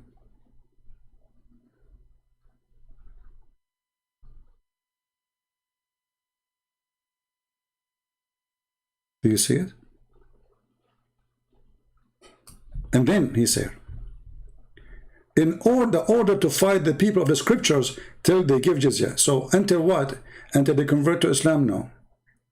Until they stop worshiping Jesus? No. Until they still stop being that supposedly away from the true God? No. Until they pay you the money. The scam of Muhammad. And not only they have to pay you the money, they have to pay you the money and you have to humiliate them. This goes for people in Spain, for people in France, for people in America, for people in Australia, doesn't matter where. All Christians and Jews. Therefore, when people of the scriptures disbelieve in Muhammad, they have no beneficial faith in any messenger or what the messenger brought. Rather, they follow their religion because this is confirmed with their ideas, lost, and the ways of their forefather, nor because they are Allah, law, religion. So because the Christians are not following Allah, so let us do something to them. Okay, what we will do? Remember the guy in the chat, he said to us, the Prophet says, be nice to non-Muslims. Let us see how nice he is. قاتلوا those who don't believe in Allah.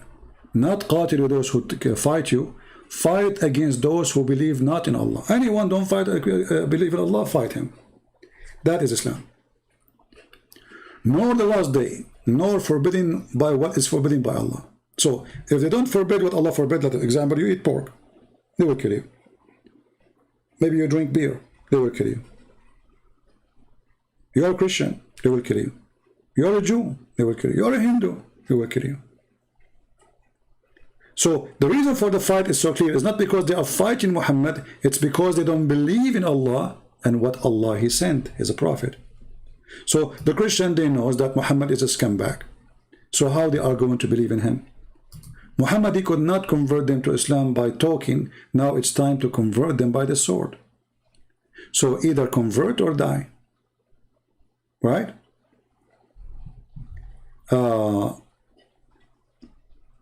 What if I show you the right now where the Byzantine attack first? Okay, show me. I'm here, my friend, I'm here because I want you to show me. And I will make everybody laugh at you right away. Here we go. Guys, he is the one who asked for it. You're a prophet. Before any problem with the Byzantine, he said to them, let us attack the Romans so we can get the blondie. Let me show you the reference. And everybody will laugh at you in 2 seconds.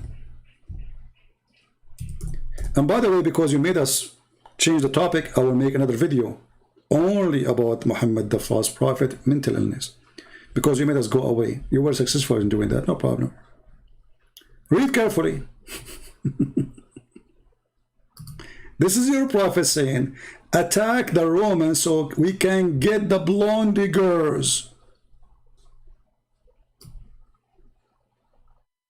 And the women of the, this is before anything. They did not have any problem with them.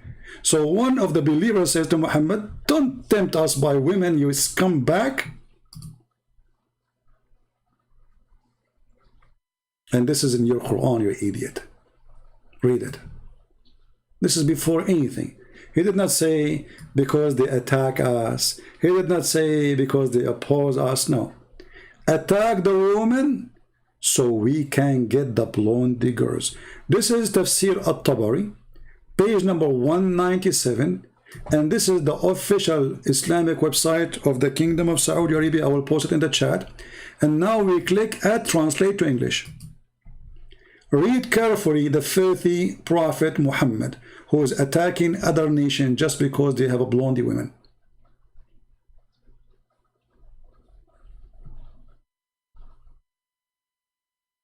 Read carefully. This is the chapter hold on here. At-Tawbah, the same chapter actually, sorry. 49, the same chapter we are reading. And those are the hadith. اغزوا تبوك تغنموا بنات الأصفر. The Roman, they are in Tabuk. They never came to Muhammad. And this is where they are for hundreds of years. And in Tabuk, there is a Christian too. All the population there is a Christian. Translate to English. Read carefully. Invade, the Prophet of Allah said. Allah pray on him. Allah pray on him. He said, invade Tabuk to seize the daughter of Al-Asfar, which means the blonde, and the women of the Roman. Do you see it? Do you see it, potato? The Roman, they invade first. The Roman, they attack the Prophet first. Well, if they attack him, they don't need to say to them, go and attack them to get. And look what the guy said to him. He said, don't tempt us with this.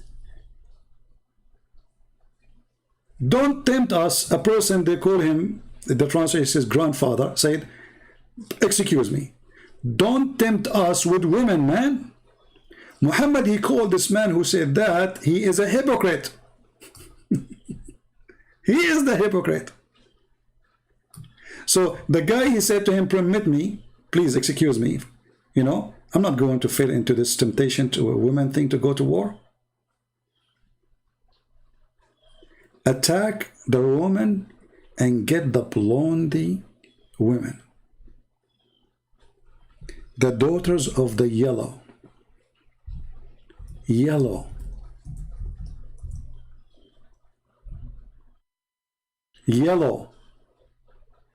A prophet who will attack a nation because their daughters are yellow. Do you see the decency? He's not saying attack them because they are not believing in Allah. He's saying attack them because they are blonde. Filthy, sick, scumbag Muhammad. And now he will say to me, it doesn't say that, CP. And now this is the link for what we showed you in the screen. You can do the same. You can use Google Translation. Additional sign that Muhammad had mental illness. He is obsessed with white women. Not only is suffering from ethical issue, he is obsessed with white women. Let us show you a hadith about his sickness. More hadith.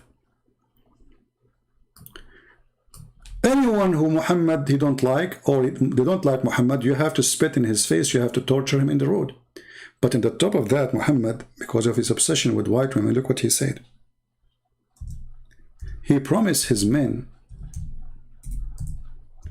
who like blondie women, not Asian women. He did not promise one Asian woman to the Muslims in heaven. Hey Muslims, how come there's no Asian women in heaven? Any Muslim can tell me? How come there's not a single black woman in heaven of Allah? Why all the women in the heaven of Allah are extreme white to the point we can see through the bones?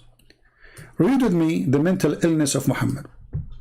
The Prophet of Allah said, the first batch of people who enter paradise, they will be so white. You see here it says they will be glittering. Glittering from what? From whiteness, extremely white. And the batch next to them will be glittering like a most brilliant star. According to Muhammad, the moon is more bright than a star. So he's stupid in the sky. Their heart will be as a heart of a single man, and they will have neither enmity nor jealousy among themselves. So Muslim men, they will have sex party and nobody get jealous.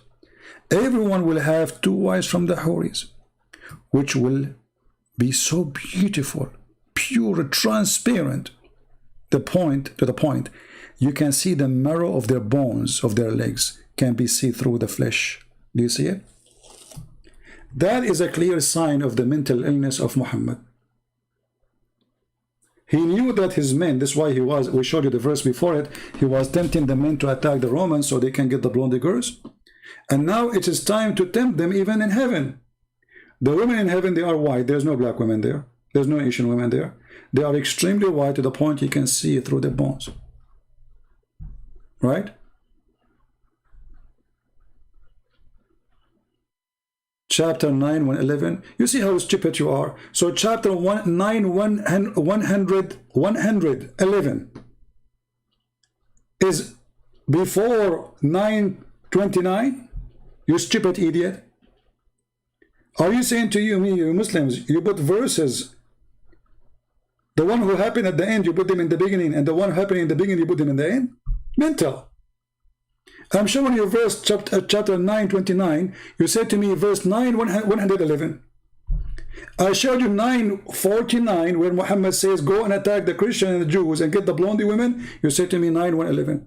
And you know what? Let us go to 9, 111 and let us see how everybody will laugh at you. And now you will say, oh, don't show me the verse. This is not correct. We don't. Well, the Roman demobilized because Muhammad is attacking. Coward. Here we go. 9, 111. Everybody will laugh at you. And why you don't call me a coward? But are you afraid people will laugh at you? Honestly. I mean, as long as you have answers, you claim to have answers. Okay, give us your answer live. Let everybody hear you. Is that correct, guys? Why this guy, why this guy, he don't dare to call me? What's the problem? As long as you have reference, you can show me, and we can have a nice discussion, me and you. Why you want to stay like a cat between the bushes? Do you like me to open my... this is stupid website, keep going back. When I flick, you know, the page. Okay, let us do it this way. All right. This is 111. This is when the Roman mobilize. Look at this. Look at this stupid idiot. This is when the Roman mobilize.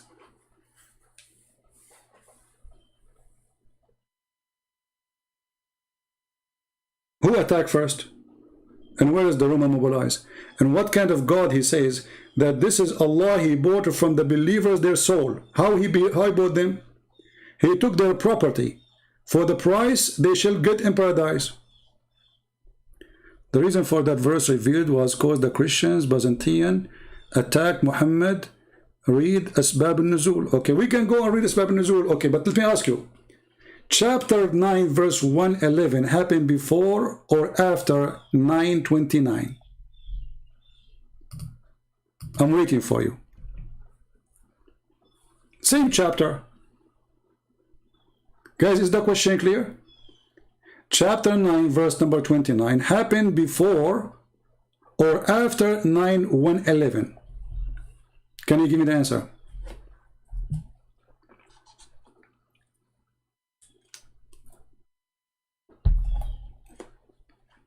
I'm waiting. I mean, very simple.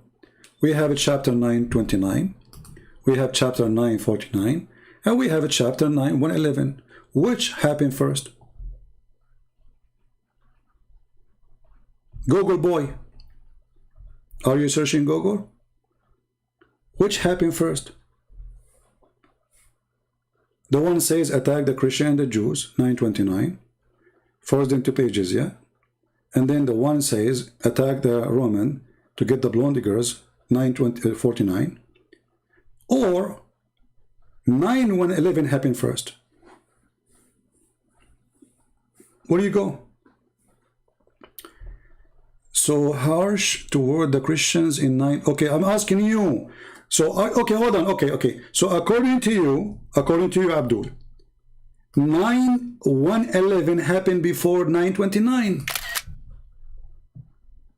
Correct? This is what we get from your answer.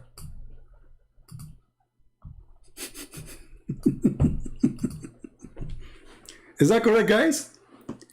Based in what Qasim he said, or Qasim, 9:111 explain why Muhammad was so harsh toward the Christians in 929. You stupid, look how many did you did to your prophet now. Number one, you confess that Muhammad was not nice to the Christians. Number two, because the Roman are not all the Christian, you coward son of donkey. This is number one. The Christian who live in Mecca, they have nothing to do with the Roman. Is it Waraq ibn Nawfal? He was supposedly Christian. Why you want to kill his family? He was a Roman? The Roman never came to Mecca. Number two, you just said that it explained why he was harsh. That's mean 9/11 was for first. 9/11, it happened first based on your answer. That's mean the Quran is corrupt. Because what kind of a book he make a verse 929 and that is harsh to the Christian because something will happen later or something happened already? You give us the answer. You said something happened already. So that's mean that 9/11 was received by Muhammad from Allah before 929. Are you there, Abdul? No, Waraq ibn Nawfal never became a Muslim. You are a donkey. Don't force me to block you. Never became a Muslim. You are a joker now. You stupid idiot. He's a guy, he just died. When Muhammad, he received his first message. Now listen. Oh, so you are saying to me, Waraq ibn Nawfal, if he is alive and did not become a Muslim, Muhammad, he will kill him. Thank you. But look what you just said. You confirm to us now that in chapter 9, verse 111, happened way before 949 and 929. Thank you. That's mean the Quran is a joke. That's when you Muslims played with the Quran and you changed the verse's location. And what the Quran says about changing the verse's location, read carefully. It says those who change the words of Allah from its location, they are kuffar. Read carefully. This is your Quran.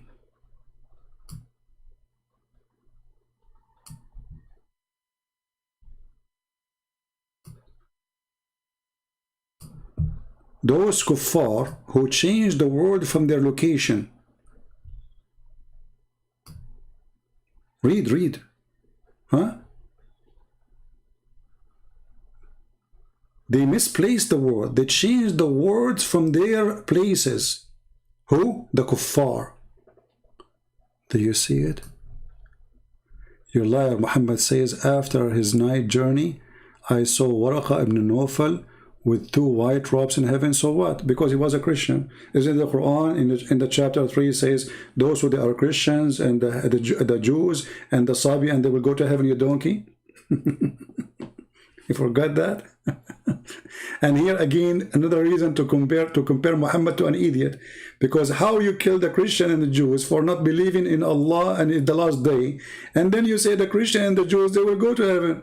Stupid. But look here, those who change the word of Allah from their places, they are kuffar. The one who disbelieve. Do you see it? What they do? They change the words of Allah from their location. This is your statement. The word of Allah is being changed. Chapter 9, verse 29 happened before 9/111. You said no. You said 9/111 happened before 929. You are a kafir, and the Quran you have is not a true book of God. And the proof is from your book. Anyone who changed the places of the words from their place is a kafir. Be my witness, people. Did he say, is his answer implying clearly that chapter 929, verse 29, happened after 9/11? 9/11, does it say it in that answer? Is it clear? Or I'm making things up? Isn't it him who said that because of 9/111, 929 happened? That's mean 9/111 happened way before 929. That's mean if we go and calculate, let us calculate together, guys. Just laugh with me. So if 929 happened after, that's mean 111 minus 29. That's mean Muhammad Muhammad and they jump 82 verses, fornicating with their Quran. You see the fornicators? The Muhammadan, they fornicate with their Quran. They change the word of Allah from its places. Are you there, Qatham? Are you there? Now what you will do, you will disappear. Are you there?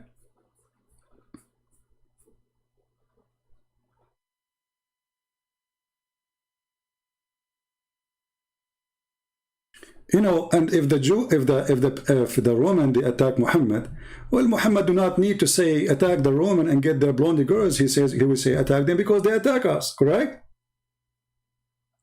But we showed you in chapter 9, verse number 49, nowhere it says attack them because they attack us. He was trying to convince the Arab Muslims to attack the Roman just because of the blondies. If the Roman attacked them already, he says, oh, don't you want to attack those who attack us? That's it. He did not say that. He says, attack the Roman and get the blondie. But now we have bigger problem. And now Qatham is disappear. He's searching Google. He don't know what to do. Qatham, he confirmed that the Quran is a messed up book. Verses are not coming in order. Allah, he gave 9:111 way before 9:29. And now this is why making us confused, because the Quran supposedly should not be the book of confusion. Because if 9:111 happened before 9:29, who is the one who gave the authority to change the location of that verse? I will give you three options. The one who changed the location of those verses is Muhammad. The one who changed the location of those verses is the Caliphate. The one who changed the location of those verses is the genie. Which one of them, Mr. Qatham? What happened to Qatham? Where did he go? Are you there?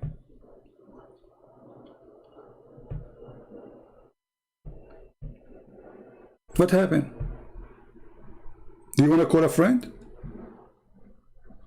Actually, let me hit you more in the head. Enough in the bum. Because your ass became so red. Guys, read this with me and laugh.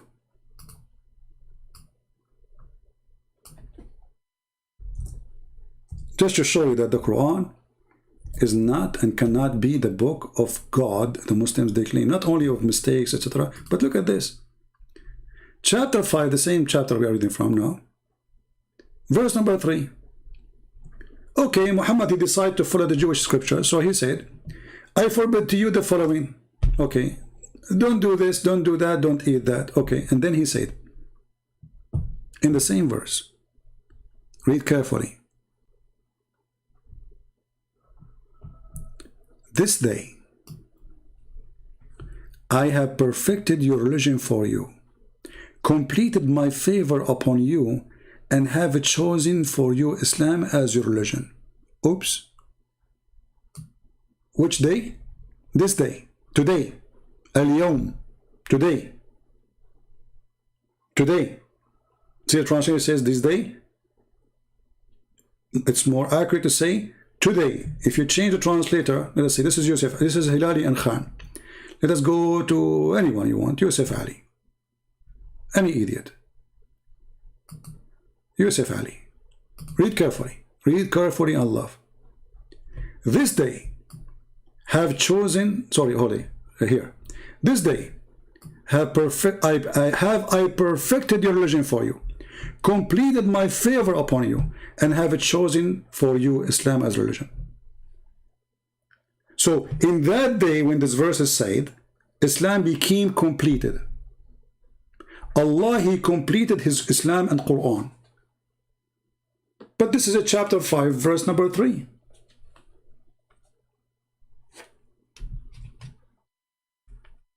Any Abdul? Have you ever heard of such a stupid thing? If I say today I completed, that's it, today I finished, I'm done. Hey, Christians, when Jesus says it is complete or it's finished, when he said that? Which day he said that? Did he say that in the first day, second day of his life, 2 weeks after? When Jesus says it's completed, it's finished. Anybody can help me? When he was on the cross. Okay, that makes sense. So he was on the cross, his mission as Christ, who came to this earth in the flesh before resurrection, is completed. I gave them the chance to accept. It's completed. So this is the end of a chapter of life. Here, today, I perfected Islam for you. So Islam is perfect. There's nothing missing. Perfected your religion for you. Completed. And look how much clear he is making it. He don't stop the edict. Muhammad, don't stop. This day, I perfected your religion. This day, I completed my favor upon you. This day, I choose religion for you is Islam. Okay. So why the Quran is coming still? If it's completed. Are you there, Qatham? The only way for this verse to be accurate is to be the last verse in the Quran. Qatham, are you there? Is this the last verse in the Quran and you Muslim, you change the location for it? Was this passage at the end of the book and you Muslims, you change it? And then by doing that, you screwed the book of your God? Who's the one who put it there? Today I completed Islam. Today I completed your religion. Today I completed my favor upon you. That's it. Today. It's a date. Not I am completing, it's completed. If you don't like translation, by the way, you can change it for you. All the idiot who translate, they cannot make a different anyway. Read different translation. This day, have I perfected your religion for you and completed my favor into you and have chosen for you as religion al-Islam. I mean, look at this guy, al-Islam. This is false translation. You see some idiot, they translate and they try to make it in Arabic at the same time. So, based on this verse, Islam became perfect in this day. So, nothing missing. So, all the verses come after are not from God or the God you claim.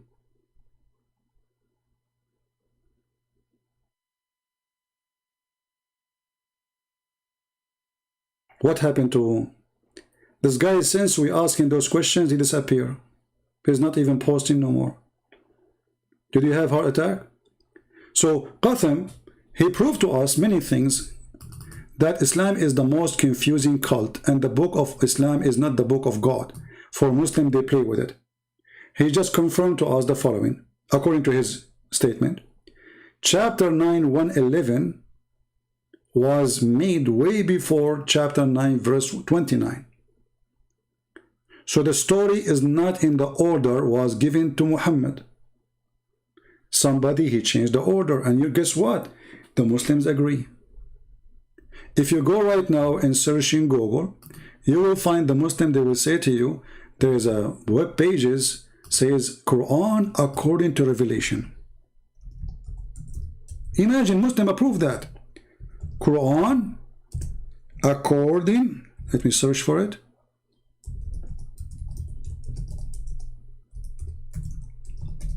The Muslims agree that there is Quran according to Revelation, which is not what the Muslim they use.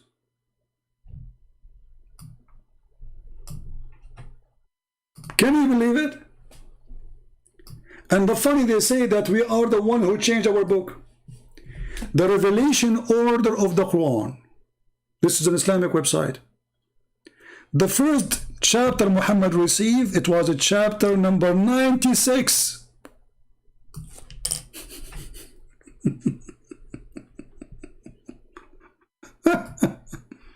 Which one? 96. Okay. Brother, do the Muslims agree even about this one? No. Some of them, they say this is not the one. However, it is not the one we have in the book right now anyway. Which means they agree still the same. It's messed up. Okay, what is number 2 in the Quran? Receive Muhammad. Al-Qalam, number 68. Like what? So they jump. Number 1 became 96.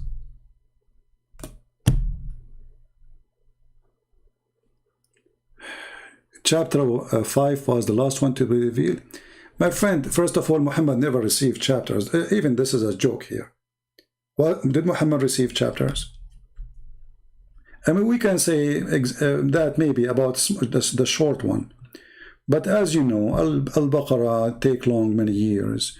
All of them, they took many years, supposedly. There's no chapter given to Muhammad in full.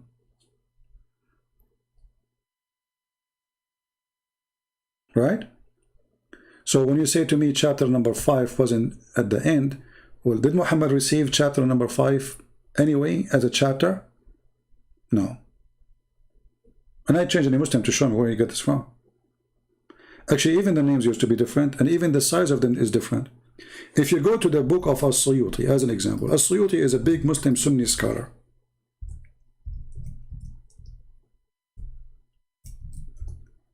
A huge one.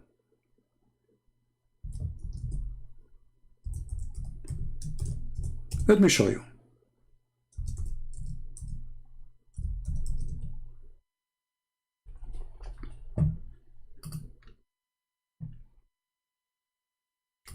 This is a collection of the Imam As-Suyuti about the corruption of the Quran, or the change of the Quran. The book name is Al-Itqanu fi Ulum al-Quran. This is a book, is not forbidden. It's legal to buy in Egypt, in Saudi Arabia, everywhere. This is their scholar. This is the big shot. Read with me and die laughing. It says here. From, it says on Aisha that the chapter of Al-Ahzab in the time of the Prophet used to be 200 verses. And when Uthman collected the book, we could not find except what we have now. This is what we have now in the time of Aisha. Okay, so the chapter of Al-Ahzab used to be 200 verses. How many verses Al-Ahzab now? Any Muslim can tell us? Look with me and laugh. Let me zoom in, hold on.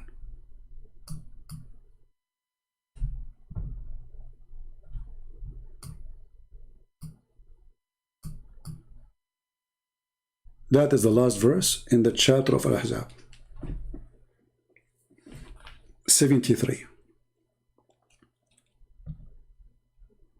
But if it was 200 in the time of Aisha, or the time of Muhammad, and now it is 73 verse. That's mean 127 verse missing in one chapter.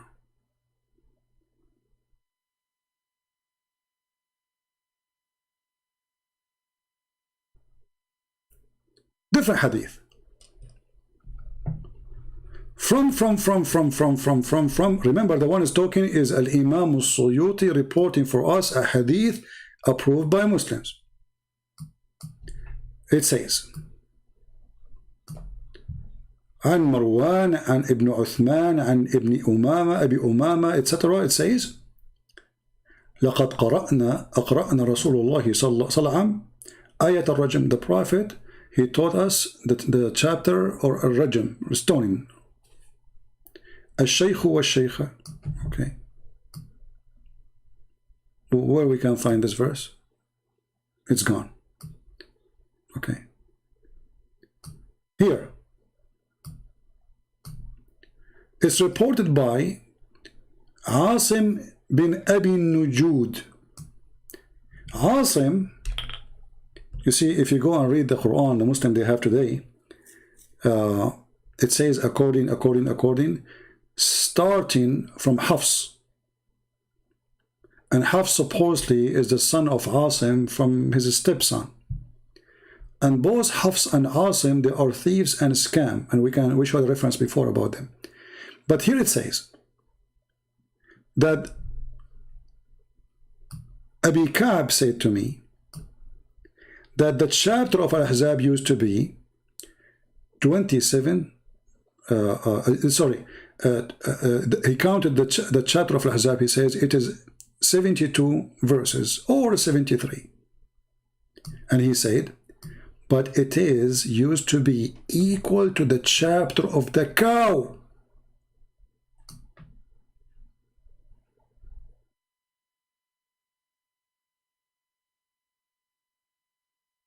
Equal to what? The chapter of the cow. And if you are not familiar with Islam, Islam is like a zoo. Muslims, they are out of names, so they start giving names to their chapters, you know, based on what the Quran is saying. Like that chapter speak about beating a dead man by beef, and he will come back alive because Muhammad, he was starting to be a Hindu. So if you beat a dead man with beef, so the Muslim call it the cow. So if you go to the chapter of the cow, Al-Baqarah, you will find that this chapter contains verses, and it should be equal to Al-Ahzab.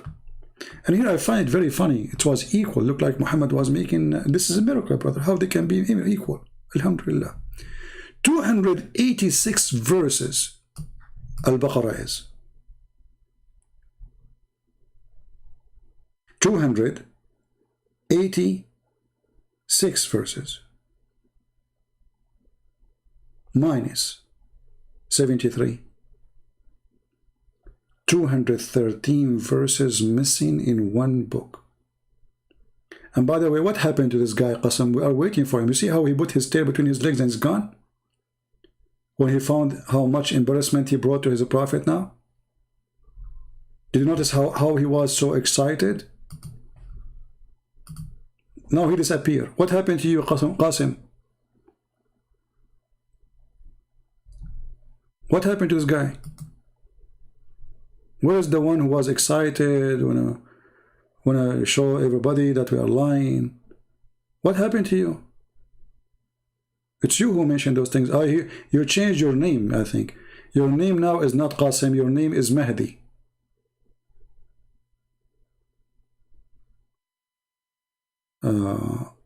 Yeah, this is Mahdi. See the coward, he changed his name, and now he came with different name because now he don't want us to approach him as Qasim because he put his prophet in the corner. So he went back, he took a shower, and he came back as Mahdi. Aisha and Omar said, all these verses were lost in Ahzab, were abrogated. Okay, hold on, you stupid. You idiot, you just said the word lost. So Aisha, she said those who were lost in Al-Ahzab, they are abrogated. How they are lost and they are abrogated? Secondly, how you can abrogate 100, 200 verses in one chapter? And if your God abrogate his Quran, why he did not abrogate everything is abrogated then? What this garbage is? So now they cannot explain. Qasim, he changed his name. He was Qasim, he got his prophet busted about the numbers of the verses, and now he's in trouble. So he went back, he came back as Mahdi. And now Mahdi again is in trouble. He just confirmed that those are lost verses. And he confirmed that Muslims, they have something called abrogated recitation.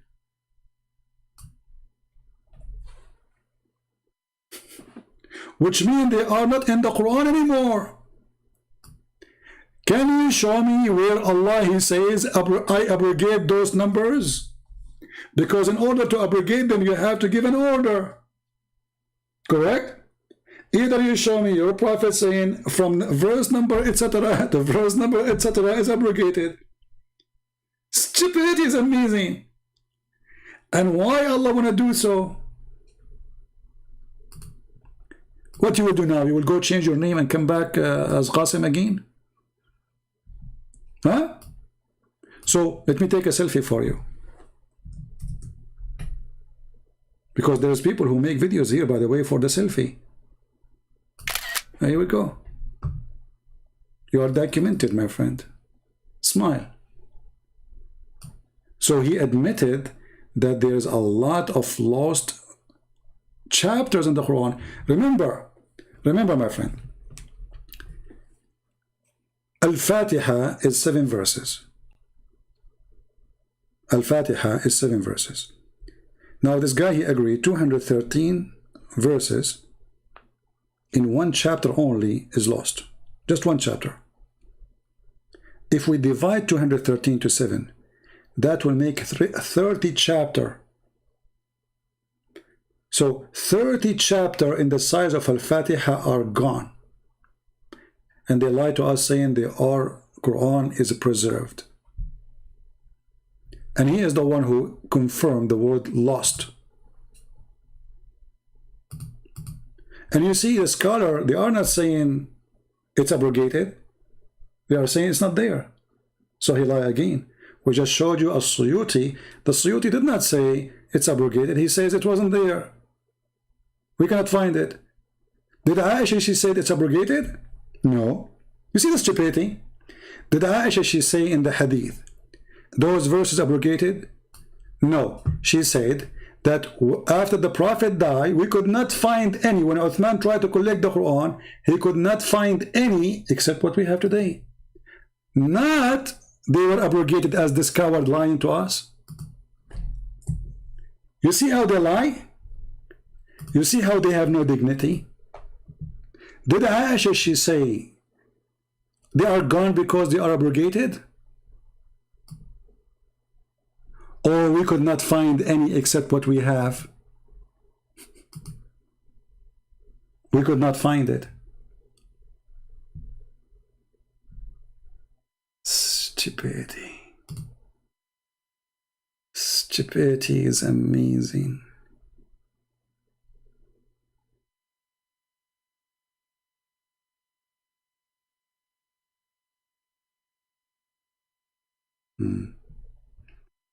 This is the hadith of Aisha. Let us read it together. I will use Google Translation as usual.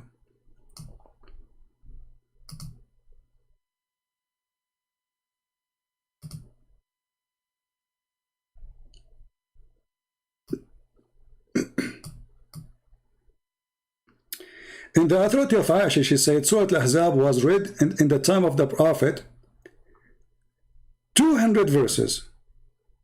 Do you see it? And when Uthman wrote the Quran, he could only recite what we have now. That's what I remember. The translation is not stupid, it's not smart, but it's okay. So they could not have except what we have. Nobody was able to recite them all. The potato, he lied to us, says they were abrogated. Aisha, she said he could not. When Uthman, he collected the Quran, he could not find except those. He could not. You see the word could not, even translation is bringing the word could not. Lam yaqdir. He could not, he was not able to collect except those. Potato. Go come back as Qasim. You see, the funny thing about Muslims, they change their name, they think they can fool me. I'm the last one you can fool. Even though there's hundreds of people chatting, still I can find you as finding a nail inside sand. This is how easy to me. Finding a nail inside the sand is so hard. But I have a magnetic. Here, Abdul is there. He changed his name. So Abdul, he changed his name, he came back because now he thought we will forget about Qasim. No, ma, we will never forget about Qasim. We are going to remember you forever, brother. Brother, you are in our memory. There's no way we are going to forget about you, brother. You change your name to Mahdi, you will go back to Qasim, you call yourself potato, tomato, still you are the same person to me. Go change your name again.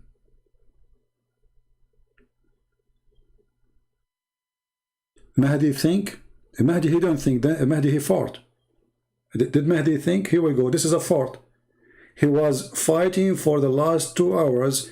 He did not speak. He did fought at his prophet. Look what he did. He destroyed Islam. When he tried to fix it, Mahdi, he used material. It's called fartine. It's kind of like methylene. Look. Look. Mahdi now is trying. He changed his name. Supposedly now he ate like papaya, spinach. So Aisha and Umar said, all those verses were lost in Al-Ahzab. Okay, he just admitted they are lost, the donkey. He just admitted that there's all those verses, more than 213, are gone.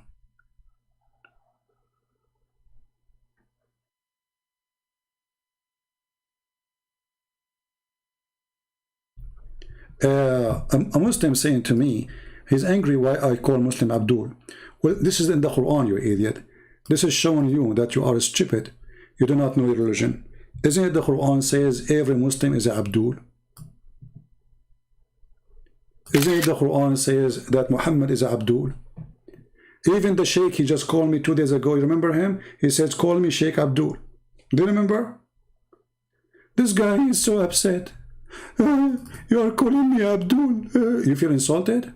Aren't you? Do you know even what Abdul mean? Abdul mean the slave of Allah. Are you a slave of Allah or you are not? CP, if you call Muslim Abdul because they are themselves slave of God, then I should call you bastard because you are the son of God, right? That's deep. That's very deep. Abdul, first of all, when we say we are the sons of God, doesn't mean that God, he slept with our mother. But as long as you are the one who mentioned the word bastard. If I show you right now in the front of everybody that your prophet was born 4 years after his father's death, what you will call your prophet? See, you are the one who mentioned the word bastard. I am willing, if you dare to call me, to show you from your Islamic books, not from Christian books, not from Hindu books, not from Jewish books. Your prophet was born 4 years after his father's death. Who is then the bastard? This is why you Muslims believe that a Muslim woman, she can be pregnant up to 10 years. The majority of the scholars agree with 4. Do you want me to show you the reference? Hey, Muslims, is it true that Islam teach that a woman, she can have a child even after her husband die up to 10 years from him? Just to cover the bastard Muhammad?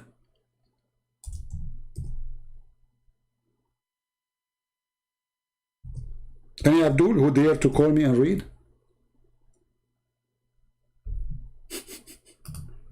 Yeah, you call me, you don't call me, who care? Here we go.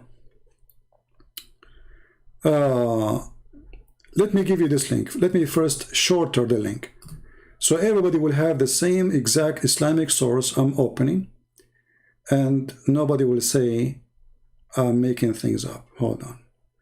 I need to shorten the link because it is in Arabic. The title have the address have Arabic words that will not make it go through Google. Link shorten. All right, here we go. I want the Abdul who said bastard, the word bastard. Look like you are a specialist in that word. Professional, alhamdulillah. This is the link. Everybody open it and you will see this is very, very Islamic website. Extremely Islamic website, brother. Al-Islamu su'alun wa jawab. That's deep. Question. What is the longest period for a woman to carry a child? Wow, that's deep, brother. And then the answer, Alhamdulillah. Question, or the problems question. what is the maximum limit of a woman to be pregnant? According to the following sect. Hey, Mr. What his name? Yakiz. What is your sect? Hey guys, can you please ask him what is his sect? Yakiz, what is your sect? Please, I want you to tell me your sect. Please, please, please, please. Okay, you are just using filthy language now and you are being upset. It's okay, I will block you. Here we go. He don't want to tell us his sect and he is upset. He is the one who called me bastard, right? Why are you upset now? Read carefully, guys. I'm going to translate for you, actually. I'm going to use Google Translation. So you can see once again how the Muslims, they corrupt the things which is no one can even corrupt. I mean, how in the world you come with those numbers? So the question is here. Let me click translate to English in front of your eyes. And we give you the link, right? You saw the link in the chat. Okay, what is the longest time of a woman can stay pregnant? Huh? What is the longest, brother? What is the number? Huh? Brother? What is the number? How long? Read carefully. Thanks to Allah, the issue of the longest period of women to be pregnancy, etc., okay, according to the Sharia. According, number one,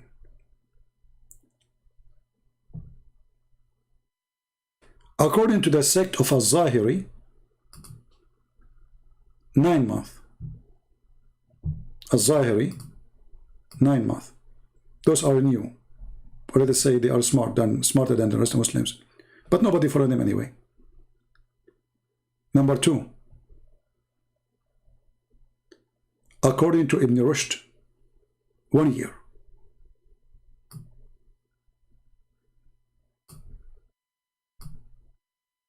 Number three, and now we are going to go in the huge Islamic population.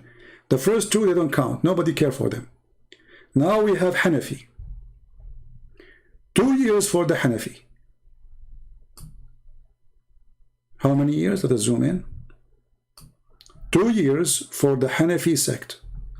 3 years for Layth ibn Sa'd. 4 years for Al-Maliki and Al-Shafi'i. Sorry, 4 years for let us see. This is number 4. For some reason, 4 appeared twice. 4 years. 4 years, yeah, for Al-Shafi'i and Hanbali. Sorry, Shafi'i and Hanbali. Women, she will carry a child for 4 years. Those, they made it 4 to cover Muhammad because he was born 4 years after Muhammad, his father's death. And this is the most popular view according to the Maliki. So now we have a 3 Islamic Sunni sect. Islamic Sunni, they have 4 sect. 3 of them agree it is 4 years. However, Imam Malik, who is the Muslim follow as the Maliki sect, he agree more in 5 years. However, as Zubayr and Malik, both they say it might be 6 years. And then, as Zuhri and Malik, again, they say it can be 7 years. Look, the number is going up.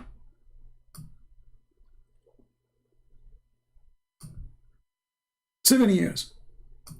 And then there's a sect which says there's no limit of how many years after the husband die or divorce a woman she can have a child from him. In case you do not understand what I'm saying, if a woman she divorce her husband or her husband pass away, the majority of Muslims believe that a woman she can have a child from that same man who she divorced him or he died 4 years ago. Still she can have a baby from him because he left some sperm inside her. And that sperm is having party. Some sect, they say there's no limit How many years? Which means you divorced your wife 30 years ago.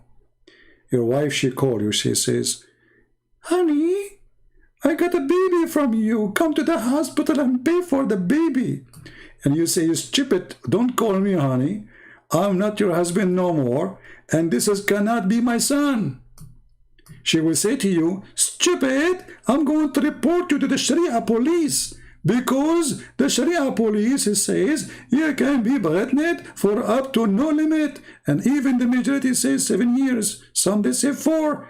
Anyway, you are the daddy. That is a religion. And then, are we done? No. I mean, oh boy. This is the opinion of the Islamic Sharia, brother. The majority agree between 7 and 4 years. But the number three, the major 3 Islamic Sunni sect, they agree with 3 years. Now, guys, did I make things up? Here we go. This is the Islamic website. Did I give it to you? So if you are a person who divorced his wife 10 years ago and you think you are done, hello, good luck with that if you live in an Islamic country. She will go to court, she will say, he is the father of my baby. Actually, there's a woman, she was accused of fornication in Sudan, in the time of the Sharia law in Sudan. The lawyer, in front of the Sharia court, he said to them, how in the world we can accuse this woman of fornication if Islam teach a woman she can carry a baby from her previous husband 7 years or 4 years after? And she just got divorced 2 years ago. The judge, he said to him, you are right. There's no proof of fornication here. Because she is divorced 2 years before. I think she was a widow, sorry. I think she was a widow. So her husband passed away 2 years ago. And it is possible that she have still her baby from the previous husband. Because she did not pass the limit. Islam, my friend, Islam. The religion of science. We have to face it. Are you there? Mr. Qasim, what happened to you? Mahdi, did you change your name now to a different name? How many names you change today? Well, this is what happened when you come to my chat. You change your diaper every 10 seconds. Because no diaper can keep you dry. You will get wet right away here.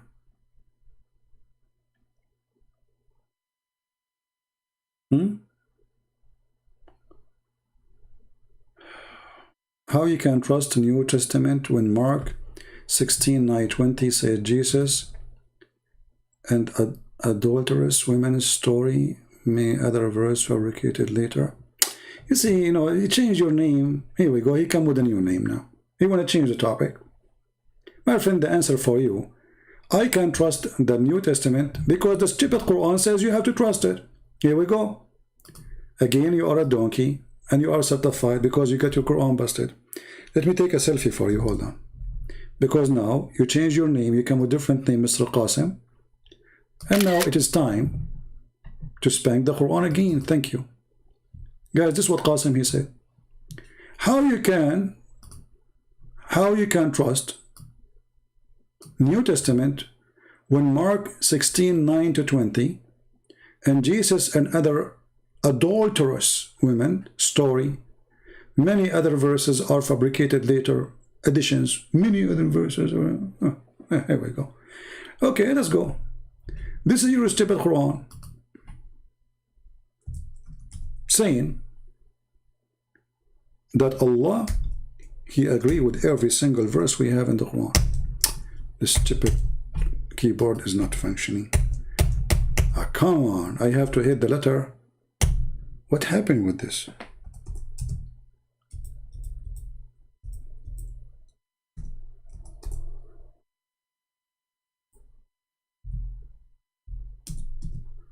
Read with me, Abdul. How Allah he trusts the Bible, brother? When there's many verses, they are additional later, brother.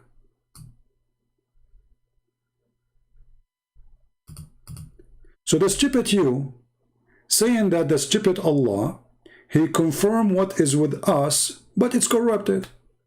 What we can do now? Who is more stupid now, you or Allah?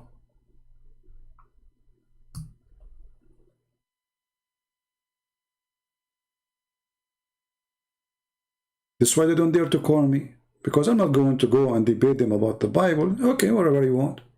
This is what you said.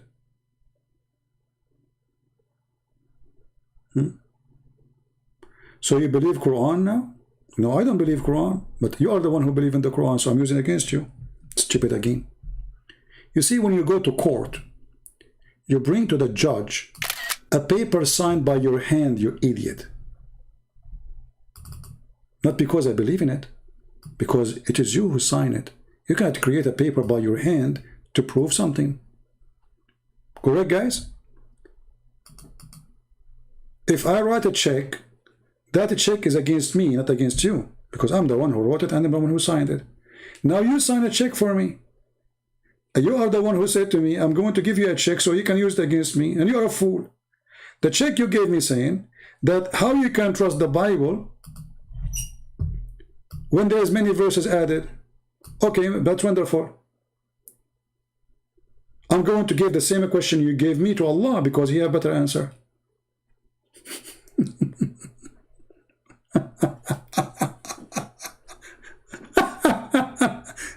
Are you saying to me, Allah, He don't have the correct answer for you? Give me more checks. Go ahead. Go ahead. And this is a spank for every stupid Muhammadan who says the Bible is corrupted when the Quran says no, it's not. I never saw a Muhammadan don't say that the Bible is not corrupt. Then we go open the Quran, we find this. The Quran mentioned Injil. Okay, here we go. He gave me another check. Let us laugh more.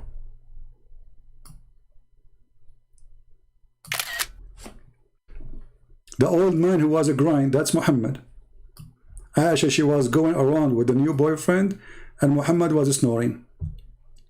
Quran mentioned the Injil, which was revealed from God, and from Jibreel, and to Isa, the Injil which is lost.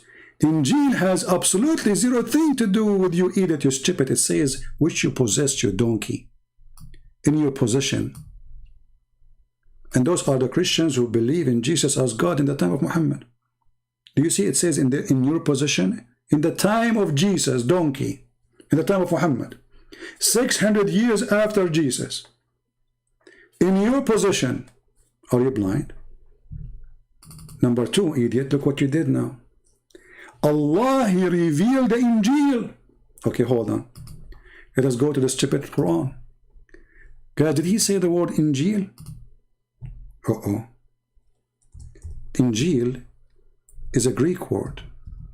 Allah, He sent the Bible to Jesus in Greek language. And the Quran says in the time of Muhammad, we sent not a messenger except in the language of his people. So that means Jesus was a Greek, brother. Look how deep is that. Allah, He did not send... Jesus don't speak Hebrew. Jesus, He's a Greek. Quran confirmed that. Because the book, his name is Injil. What is the name of the book of Isa? Injil, brother. Okay, is Injil a Greek word, Aramaic word, English word? It's a Greek word. Allah in the Quran in chapter 14 verse number 4 says, we send not any messenger except to speak in the tongue of his people. Alright, so the book of Isa is Injil. That means Isa was a Greek person. Stupid Muhammad again. Okay, hold on. Alright. Guys, Qasim is fixing it. He just fixed it. Qasim, how much glue you order a day? Look what he just did. I was going to block you, by the way, because you're annoying. But it's okay, we need fun. The Christian of Muhammad had in possession to Injil. It is not mentioning your type of a Christian. Okay, hold on, you stupid idiot. Isn't it the Quran says that the Christian, they believe Jesus is Allah? Stupid.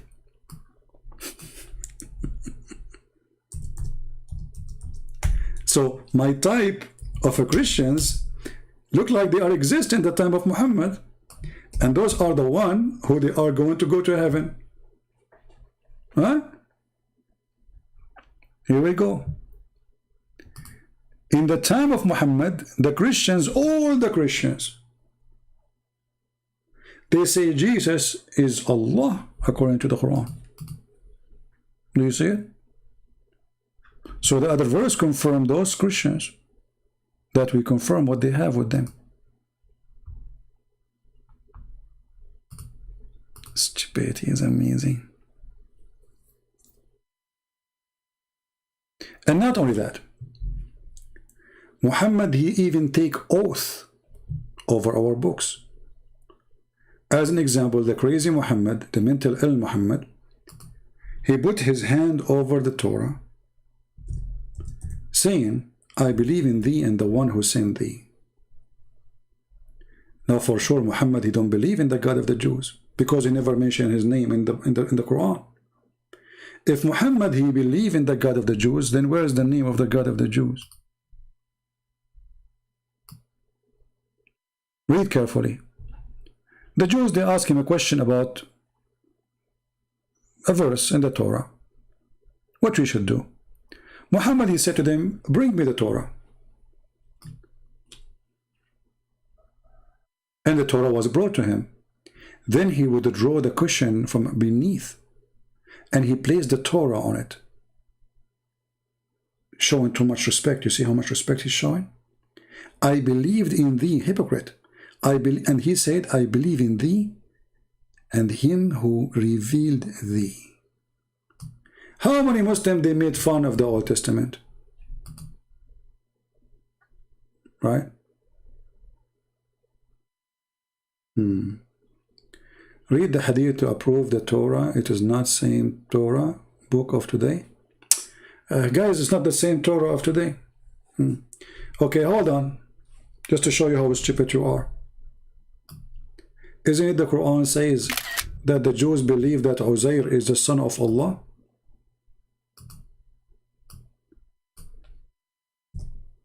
And those are Jews, all the Jews.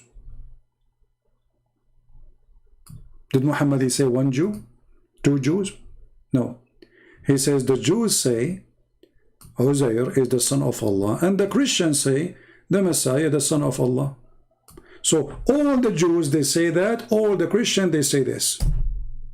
How stupid are you again?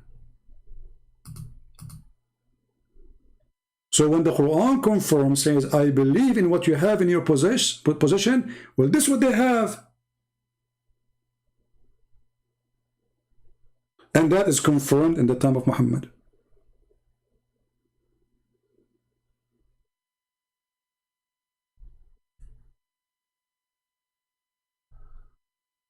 I am a Greek, I do not know that the word. No, my friend, the word Injil is coming from the Greek language, which means, yes, the good news. The word Injil is coming from the Greek language.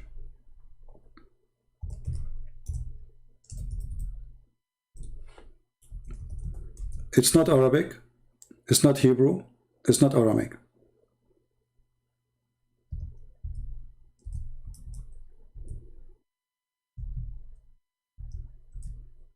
So are you there, Abdul?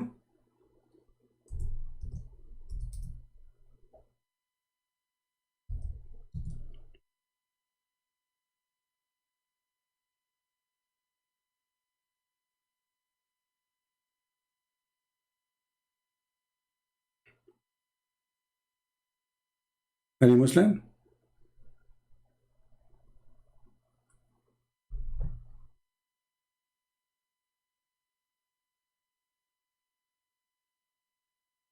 And the funny, you are saying to me you are Greek, you do not know. Go on, it will take you 2 minutes to search and find it.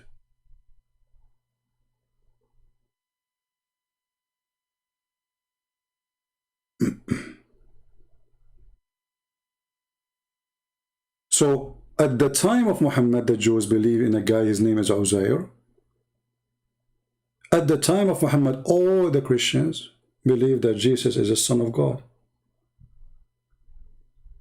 Not the Son of Allah. We don't believe in Allah anyway.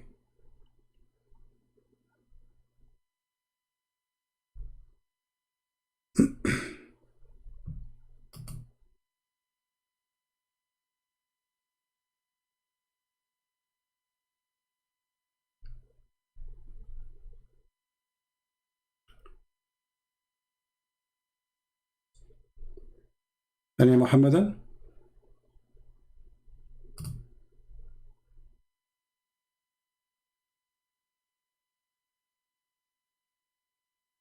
So they try their best. Obviously, Muhammad is suffering from mental illness. And when you have a crazy man, his name is Muhammad, we have to cover up to this crazy man.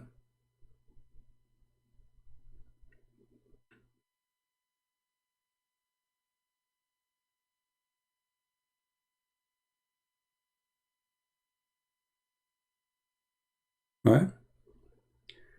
Al-Adab Al-Mufrad, book reference. Okay. Put the hadith. Why you don't give me the link? Give me the hadith. Post the hadith so we can search it in Google and put it there. Give us the link so we can laugh together. You know, we will see. And are you giving me something against the Quran, you idiot? I mean, I'm showing you Quran. In the time of Muhammad, this is what the people believe. Not later. In the time of Muhammad, he says, I believe in what you possess. Not later. When Muhammad, he said to the Jews, bring me the Torah, and he swear by the Torah, well, whatever is in the Torah. Right?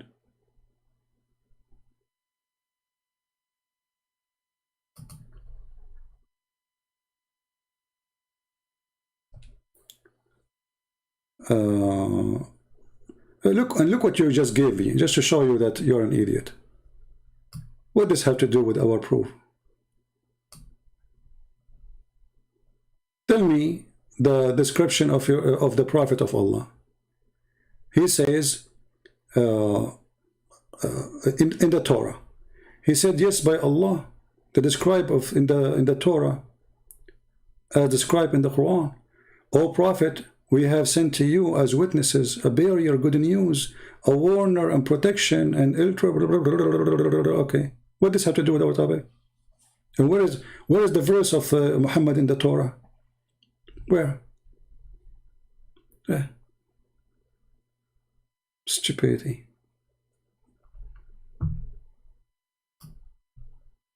Muhammad is taking oath in the whole Torah. Hasn't no single verse about Muhammad in the Torah. Show me. All the verses Muslim they go and show they choose.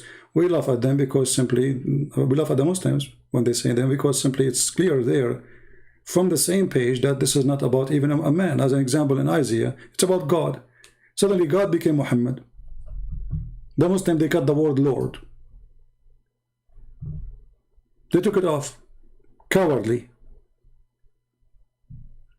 Like, if I go right now, hold on.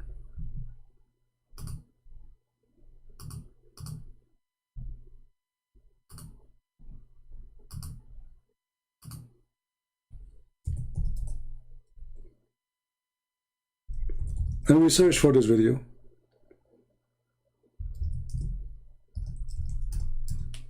We will laugh in 2 seconds. The Islamic da'wah of corruption, hypocrisy, lying, no dignity. No dignity. Let us go.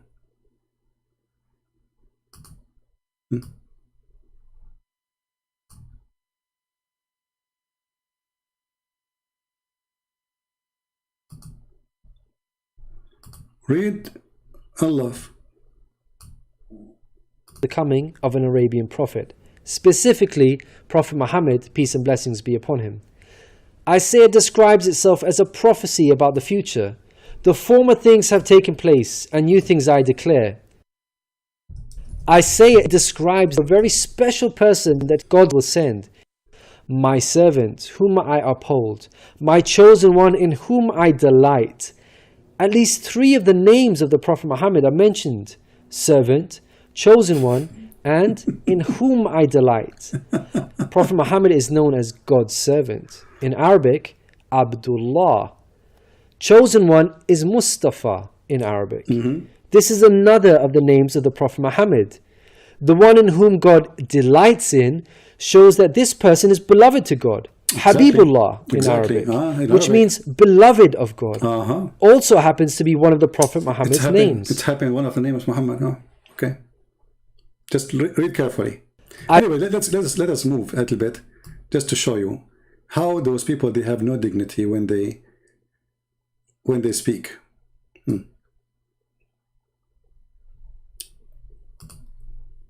This is exactly what Islam represents.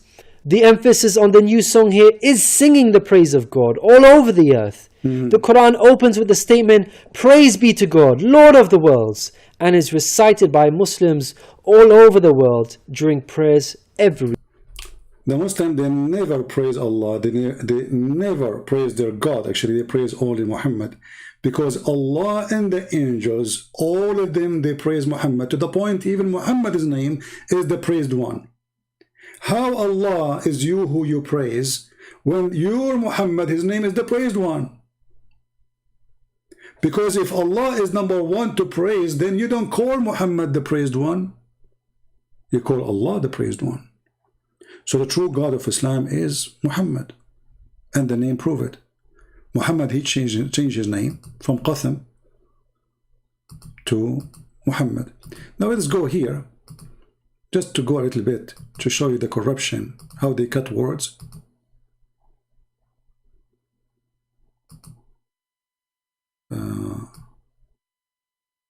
The pagan Arabia, as supposedly Muhammad is not pagan. Maybe this is not the same video. I think it should be the same video. When the guy, he jumped crazy.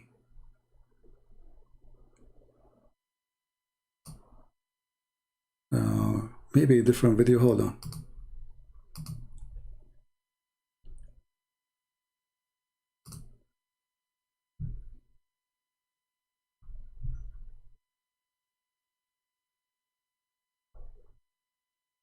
Well, I remember it was the same video actually. Hold on.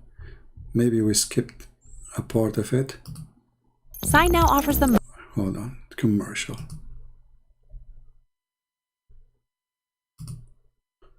Just to show you the madness of this cult, how much they worship this man, the fifth Imam Muhammad.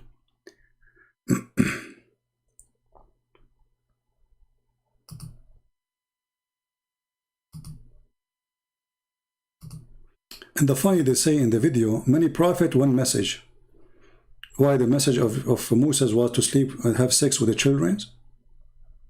The message of Moses, you can fornicate with your daughter?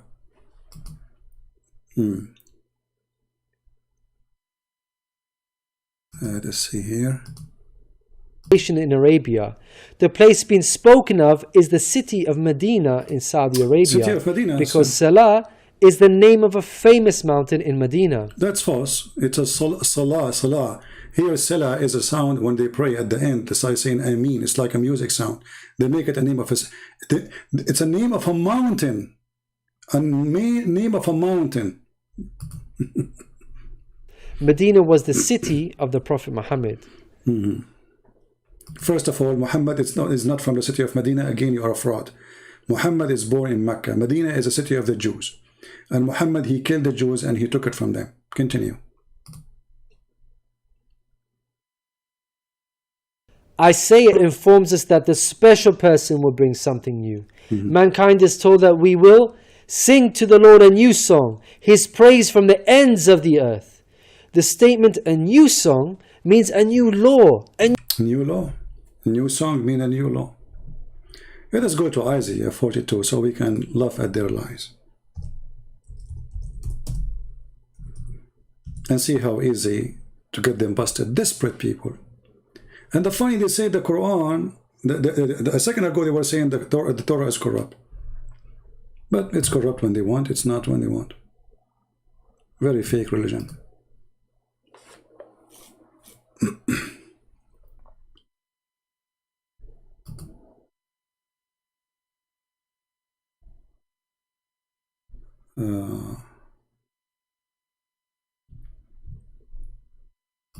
Just to show you how Isaiah destroyed their claim.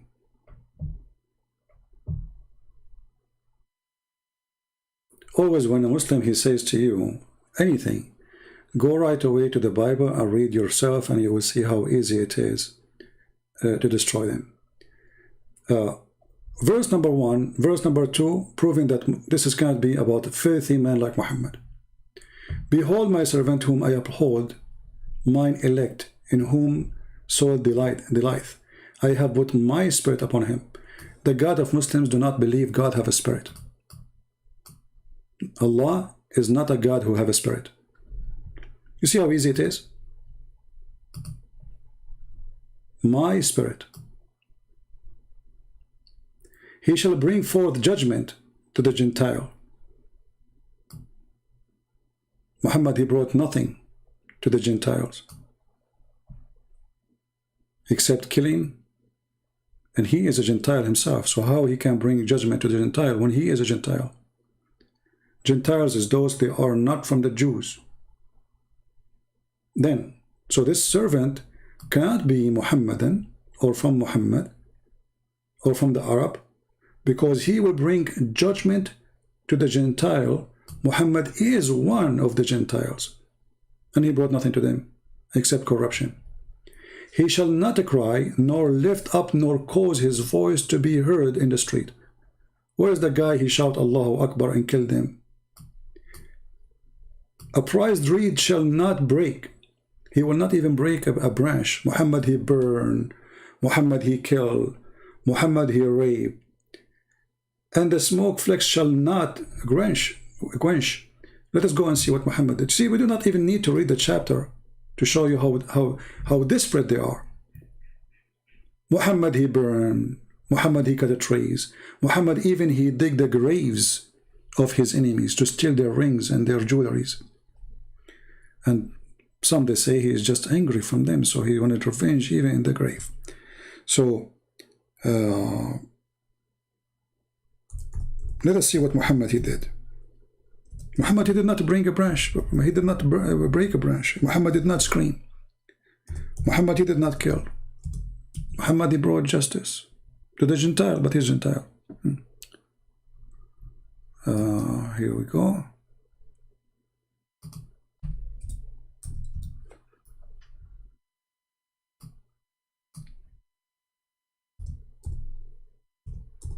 I'm just trying to find the hadith in English.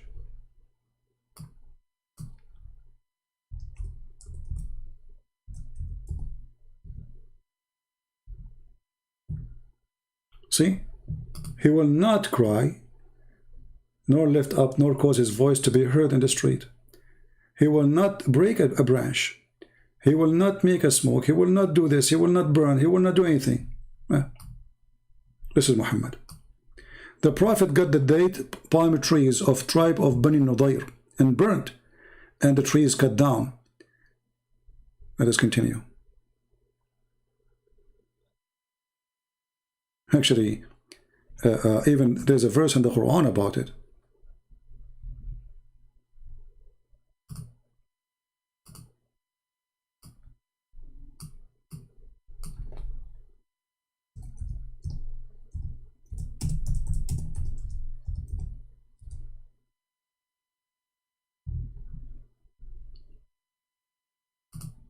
Read.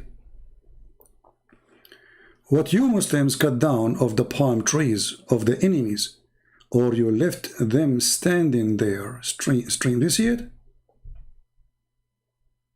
Allah, he ordered them to burn the trees of the enemies. In Isaiah it says you should do the opposite. About this person who was going to come, supposedly. He will not cut trees. And the trees here present doing evil, you know. It's not only about trees. It's a person who is very peaceful. It's about a person who don't harm. And then in the video, you know, I mean, they start quoting from the same chapter as they wish. But they cut all the verses which is proving Muhammad to be a false prophet. But as you see, from the first 2 verses in that chapter,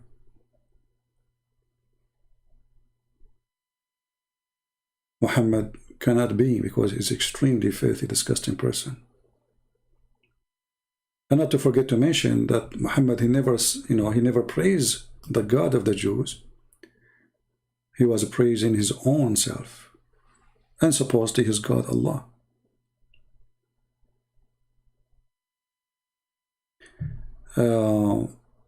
But anyway, when you are desperate trying to find Muhammad, you know, you have to find him. You have to find him somewhere. And you know, the question is, why Muhammad did not say to the Jews, okay, open the book of Isaiah. It's about me. Isaiah 42. Muhammad failed. The Muslims did not. Do you see the stupidity?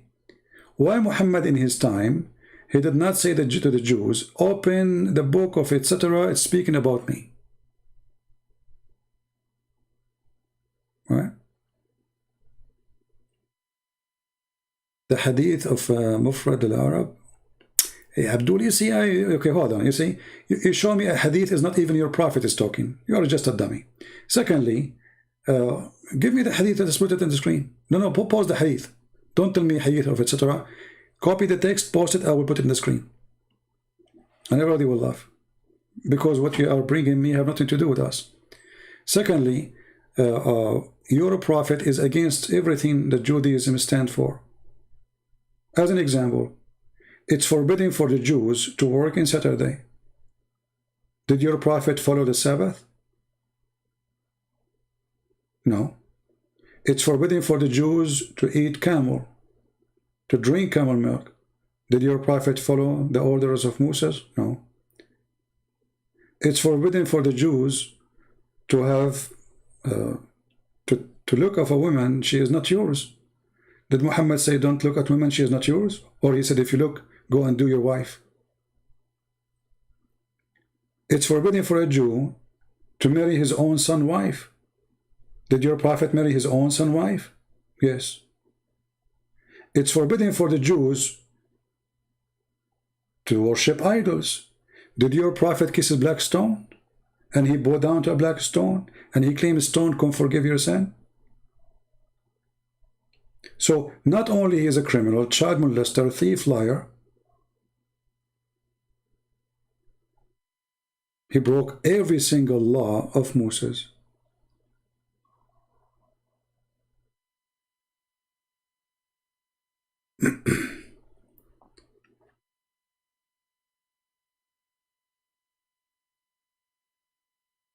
Any Muslim can prove to us. Who is a Muslim would like to call me? Even though I have to go soon, but if we can get a Muslim, he have the courage to call us and prove to us anything of what they claim. Muhammad is obviously mentally ill, you know, Muhammad, he saw a lizard, he have 5 fingers, he said they are Jews. Isn't it obvious that Muhammad is mentally ill?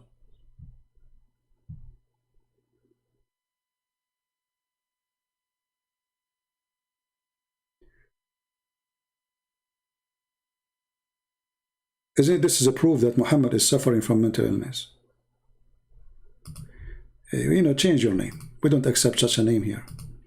Jesus is your God and Muhammad is under his shoe. Get lost. If you are trying here to come to insult Jesus, I will deal with you. Qasim, coward, son of Muta. What kind of a prophet?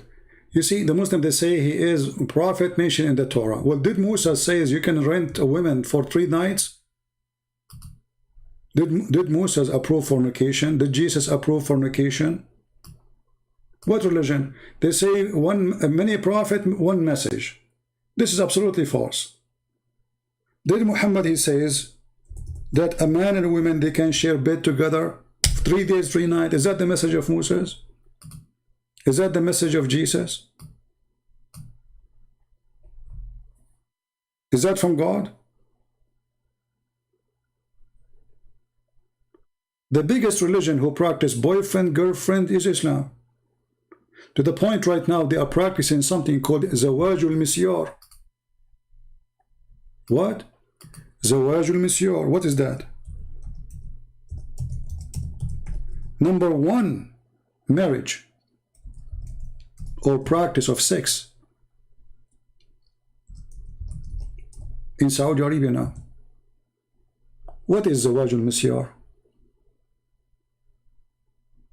Any Muslim would like enlighten us? Is that what the Bible teach?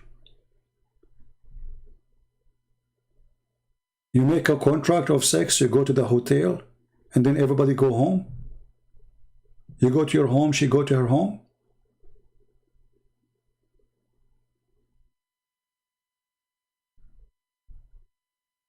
It is number one practice in Saudi Arabia.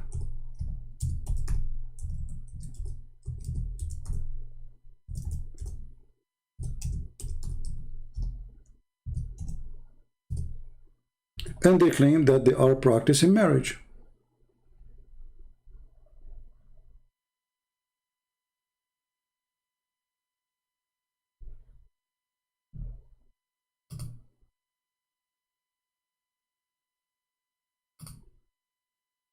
Read with me.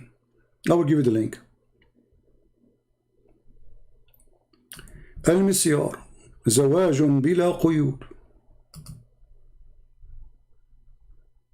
A marriage with no rules, no limitation, nothing. And this is an article written in Saudi Arabia to the France 24 is publishing.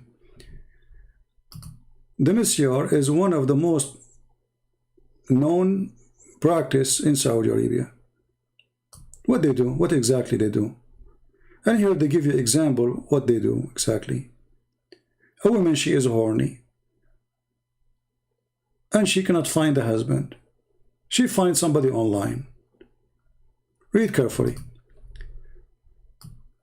An official, government official in Saudi Arabia, he is in his 40s. He said he is doing relationship of misyar with a widow from Saudi Arabia. She is 30 years old. For more than 2 years. And he said that this kind of marriage provide me with comfort and freedom. And it's halal. Okay, what is that? What he do? This guy is married. When he is bored of his wife, he go to this woman. They go to a hotel room. They do boom boom. When they are done, she go back to her house. He go back to his wife. This is marriage. This is the teaching of Moses.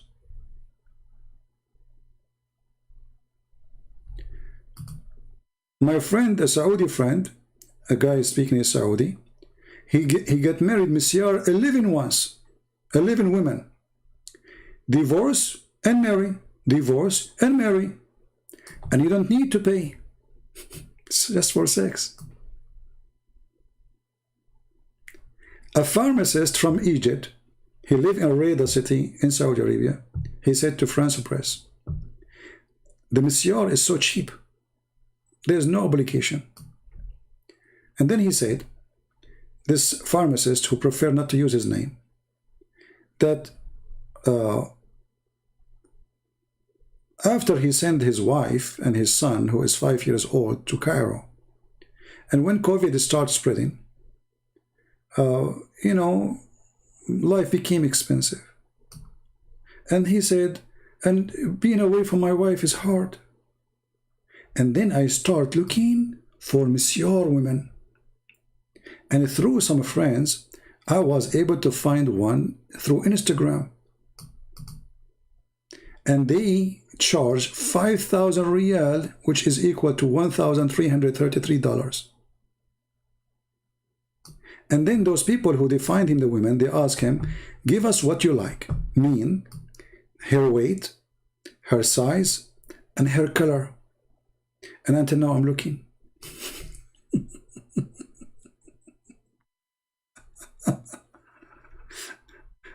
If I use Google Translation, you will die laughing if I use Google Translation.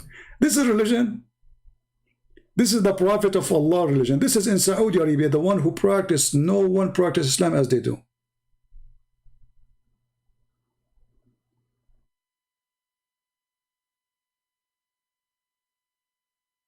What is this? Misyar is a middle way between traditional life and single life. Okay, how is that? Because you don't get married. You go to the hotel, you have boom, boom, bye-bye. This is marriage. This is really marriage. Allowing men to have multiple marriage without the pressure of providing to second family, brother.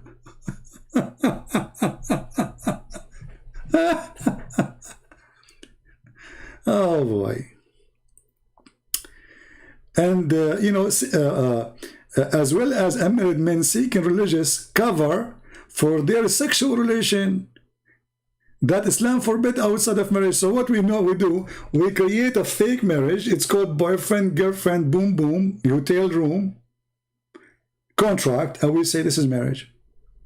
A Saudi government employee, I translated this one for you, in his 40, he's talking about how nice it is to have a Monsieur brother, Monsieur wife. You go to the capital, brother, you don't have a wife there. You don't need to carry your wife with you. Another wife will be waiting for you there, brother. I have a Saudi friend who married 11 times, and he divorced each one of them, and he married again, and divorced, he married again. You don't have to pay. Just sex.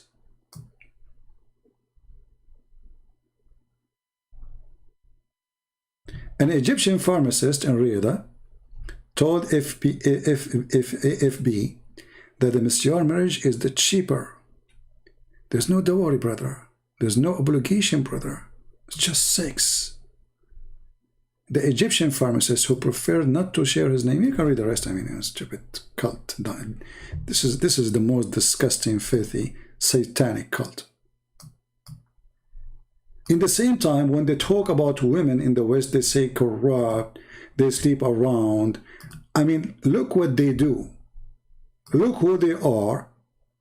And then they claim to be that a nation of dignity. Share the link. I think I close it. Hold on. I can't find it in the history. Hold on. But it's in Arabic. Give me a second. Okay, I will shorten the link and give it to you. Give me a second.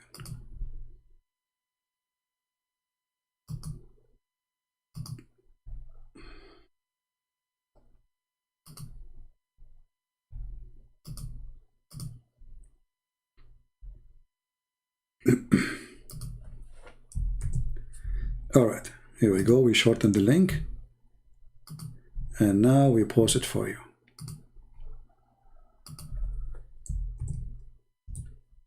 There we go. So you see, to make it simple, Muhammad is a sick man, mentally ill. He claimed to be a prophet of God, and at the same time he wants sex freedom, number one, for himself, including married women. He can have sex with them. Number two, he want to have sex with the children. Number three, any woman he like her husband must divorce her. Number four, even the heaven is nothing but penises and vagina. Number five, he have the privilege of money and sex. Number six, he is after children. As an example, if you remember the story where Muhammad, he saw a guy, his name is Jabir. He said to Jabir was in a rush to go home. They just came from an attack to steal some money. So Jabir, he was in a rush. Muhammad, he said to him, why are you in a rush? Where are you going? He said, I am newly married, Prophet. Ah, you are newly married. Did you marry a child, a young girl, or a woman? The guy, he said, no, a woman. Muhammad, he said to him, why? Why you do that? Huh? Why you don't marry a child, little young girl, so she can play with you? You can amuse her and she can amuse you. Read carefully. This is Sahih. I'm not saying things from my own. Read carefully. Jabir ibn Abdullah, Jabir, he said, Abdullah died and he left behind 9 or 7 daughters. So this guy, he have a brother, he was fighting for Muhammad's faith and he died doing jihad. Then he said, I married a woman who had been previously married. Allah Messenger said to me, Jabir, have you married? I said, yes. He again said, a virgin or previously married? Now here it doesn't show really translation say the virgin, but does it say really a virgin? Is it really a virgin? We will see if he's talking about a virgin or just a child. A virgin or previously married? I said, Messenger of Allah, one who was previously married. Whereupon he said, who? Muhammad.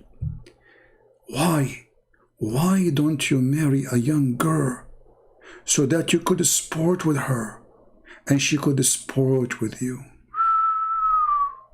Look at the ethic. The man is happily married. He is not complaining. Muhammad is asking him to go and find a little child. Now, how we will know that this is a child until now? It doesn't say that. Most of them will say, where it says little child. It says young girl. Many girls are young. Maybe she is 14. Let us see. She will sport with you and you sport with her. Or you could amuse with her. Amuse with her? Young girl, she will amuse you and you will amuse. Okay. I said to him, Abdullah, he died and he fell as a martyr in Uhud. And he left for me 9 or 7 daughters behind him. I therefore did not approve the idea that I should bring a girl like them. Do you see it? This guy, he have little orphans. Muhammad talking about marrying a child. The man, he said, I did not approve marrying, raping a child in their age. But I prefer to bring a woman who should look after them. See? Look after them. Do you see it?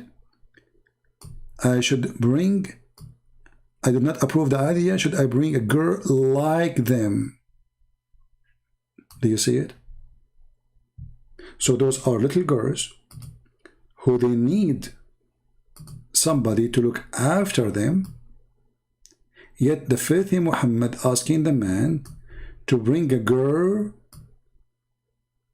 like them to sleep with her, to rape her. Do you see the faith of this man? So Muhammad is mentally ill because pedophilia, by the way, is a mental illness. Pedophilia is a mental illness. It's a person who have a special joy in his brain when he look at a little baby child. It's a mental illness because this is not normal for a human being, right? It's disgusting. So, but for a pedophile, she amuse him. He will be amused by a baby child. You see, Muhammad is not saying to him, she will be smarter. He's not saying to him, she will do better in the house. He's talking about sporting with you. Playing. We play. This guy, he want him to marry a child so you can play with her. Do you see how sick he is? Play with her. So she could sport with you and you sport with her. She could amuse you and you could amuse with her, because, you know, a little girl, very easy to satisfy her by buying her some candies. She's not a woman who question what I did, where I go. I give her some candies, she's happy. Buy her some Barbie, she's so happy.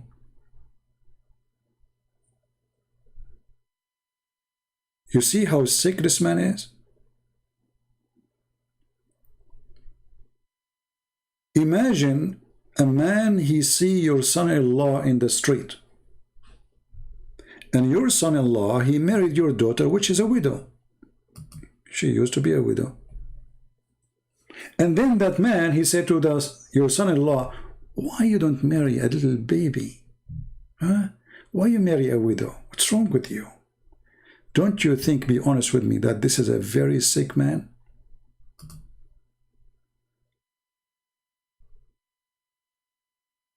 And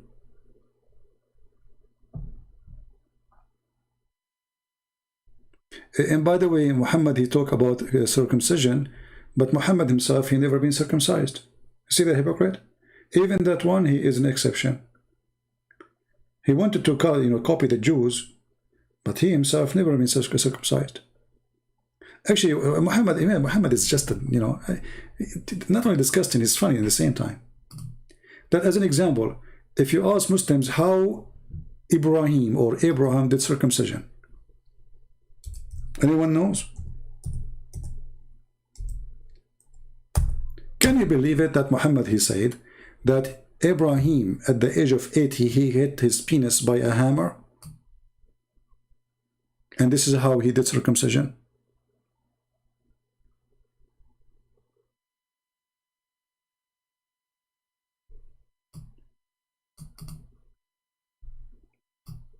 What this guy is talking about? This guy, he hit himself. He circumcised his penis by a hammer?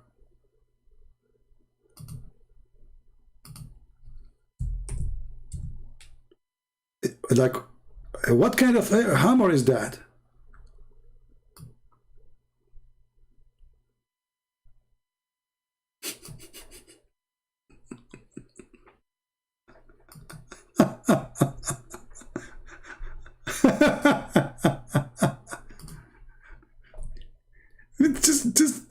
This is so stupid. This is so dumb. I mean, the penis of Abraham must be like a penis of an elephant, brother. So like Abraham, he put his penis in the front of him, and he like, okay.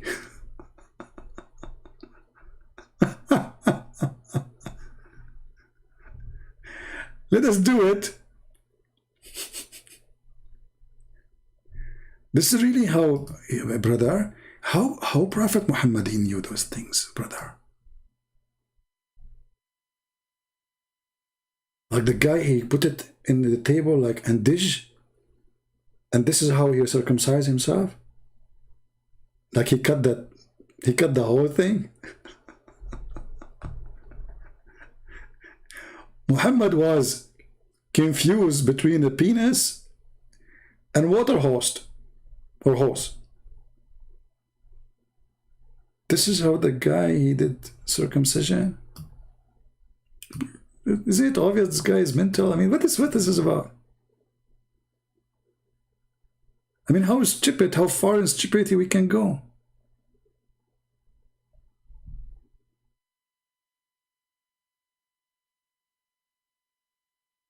You know, like how good his focus is. Like you put it in front of you, you lift your hand up, and like, bish, ah, Abraham, what you did, you cut it all of it. And by the way, this is the Muslim translation. They say ads, right? Yeah, what stupid idiot. When you are an idiot, if this guy became a prophet, who is the idiot then? No, Muhammad never was circumcised. Never. You know, like other example, as long as we are talking about the penis and stuff. You remember the hadith where Muhammad, he says, I was the most weak person between all mankind, and boom, boom. and then I invoke my God Allah, and then he sent me a dish of shish kebab. I ate it. I get the power of 40 men. I mean, isn't it this alone is a proof that Muhammad is mentally ill? So he was the most weak person in sex. Then what happened? He prayed to Allah. Okay. Allah, he went to his kitchen. He made a shish kebab. He sent it with Jibreel. He ate it. He got the power of 40 men.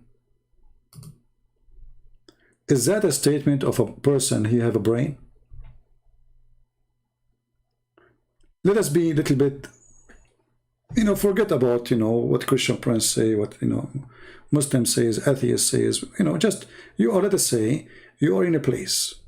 Somebody invited you to listen to someone. And he told you this person is very smart. Okay. And then this person, he went in the stage and he started saying the following. I was the most weak person in earth. And then Allah, he sent me a dish of shish kebab. I ate it. I get the power of 40 men from the people of heaven, which means power of 4,000 men. Because every man in heaven, his power is 100 men of earth. So Muhammad, he got the power of 40 men.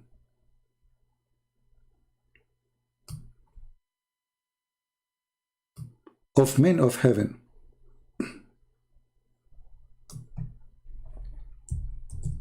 All of this after what? After he ate shish kebab, cooked by Allah. Why Allah cannot make the penis of Muhammad fixed without saying be and it was?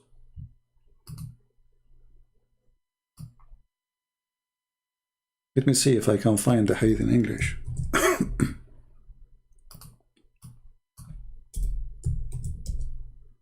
No, until now not succeed. Let us see.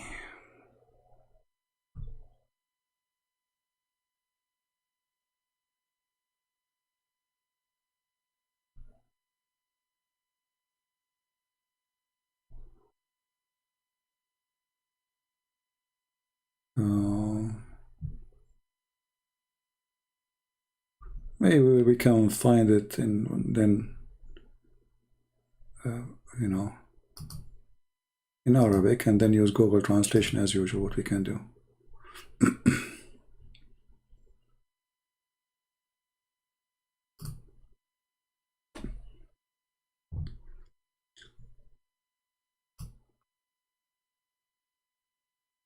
Okay, this is a Muslim website speaking about the sexual power of Muhammad. The chapter of the power of the Prophet in Boom Boom, al-Jima'. It says here, a man, he said to Muhammad, Ya Rasulullah, هل أنزل عليك طعام من السماء? Did Allah, he sent to you food from the sky? He said yes.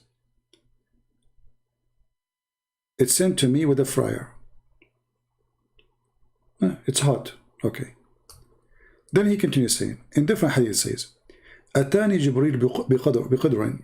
Jibreel, he brought to me a dish. Have al-kufayt, which means shish kebab, kofta, فأكلت منها أكلة, and I ate from it like one meal. And I get the power of 40 men. Is this a statement of a sick man? And here the reference, like hadith after hadith, etc. All the reference. I will post the link for you. You can use Google Translation. Let me use first translate to English, and then I will post the link for you. All right. So they gave him shish kebab. Jibreel came to me with a dish. It's called al-kufayt, which means kufta. And I ate a meal from it. And then I was given the strength of 40 men in sexual intercourse, brother. I mean, this is additional proof that Muhammad is a prophet. And all the reference here, I mean, there's tons of reference. All of them is about his penis. But be honest with me. And you see here they are giving the reference, the number of the book, hadith number, page number, the name of a book, etc. So here you have to think with me carefully. if you are invited to a conference, and this conference is about a man, his name is Muhammad, and the conference is presenting him as a prophet and asking people to believe in him. And then this man, he stood in the stage and he started talking about how Allah, he sent him a dish of shish kebab, and he ate it and he got the power of 40 men. How fast you will believe in him? Be honest with me. How easy it is for you to be convinced, right? Changing the words. What word I'm changing? Here we go. This is the link. This is the link. No, hold on. Let me pause the link for all of you.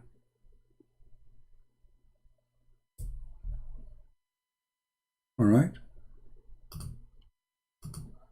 This is the Muslim website, and you can use Google Translation to translate. It's in the screen.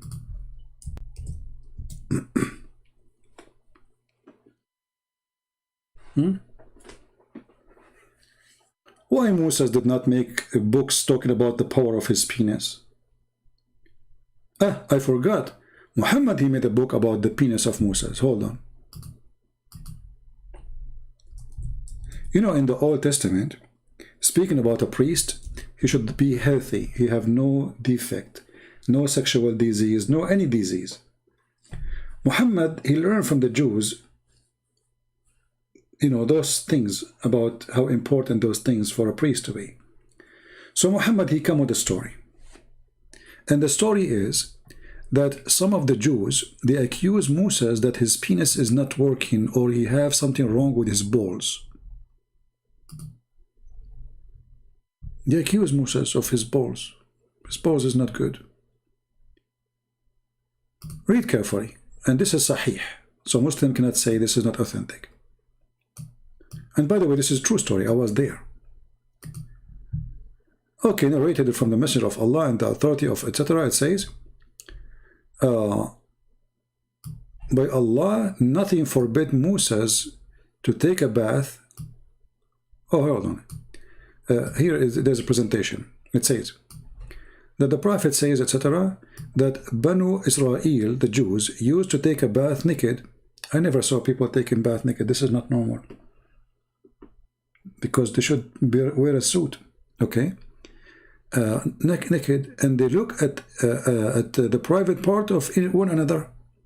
Moses, peace upon him, however, he took a bath alone in privacy, and they said,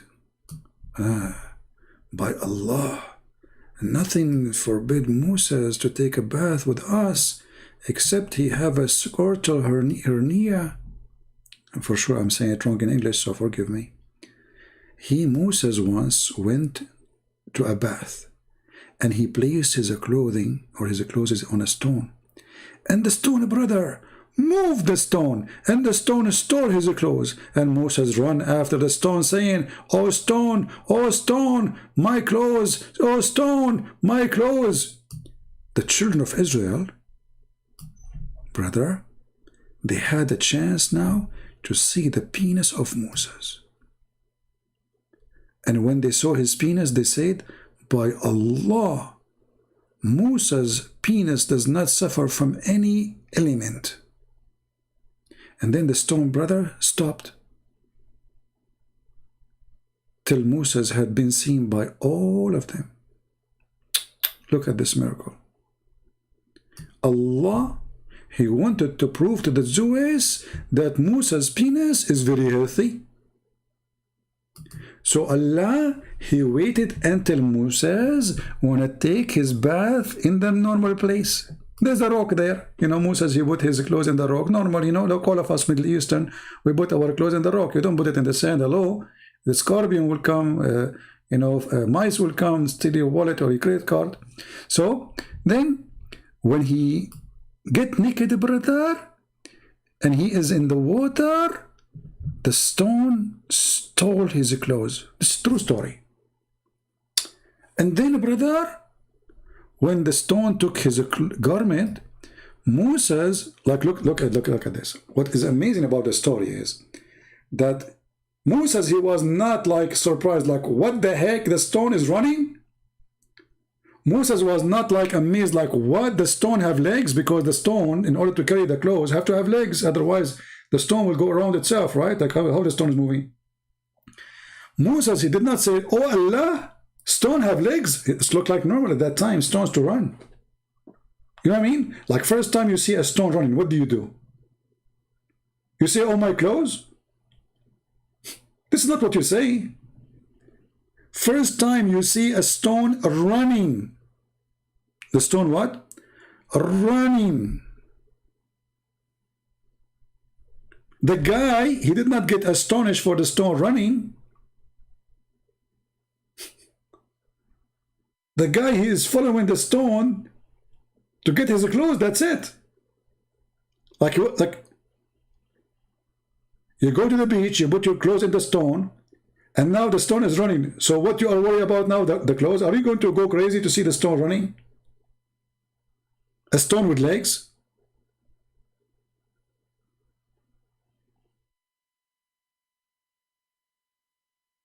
Then, not only Moses is not surprised with the stone running, even the Jews. Look, the Jews now, they are not talking about the stone is running, they are talking about the penis of Moses. See, the stone keep running, and Moses, he keeps saying, Moses, he proceed after it, saying, my garment, stone, until some of the people of Bani Israel looked at his private part of Moses and said, by Allah, there is no trouble with Moses. The stone stopped them after he had been seen, and he took hold of his garment and he struck the stone. But look here, the story, like the Jews, they were not amazed about the stone is running. The story here, all the spotlight is in the penis of a messenger of Allah, Moses. Are you focusing with me? There's only one spot of light. Like imagine you are a Jew 3,000 years ago, whatever, and now you see a stone running. And now where are you looking? At the penis. Not at the stone is running, because the stone is not a problem. The stone run every day.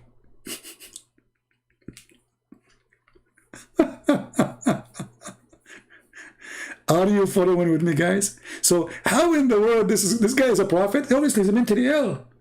I mean, to say such a story, and hold on. This is a story, additional proof that Muhammad is mentally ill. This is after Allah, he made a plastic surgery to Muhammad, and he installed a dish of wisdom inside him. I mean, if Muhammad is not so stupid, and he is not mentally ill, why does God need to make a plastic surgery to install what? Wisdom. You might say, I'm making things up. Everything we say, it's in front of you on the screen.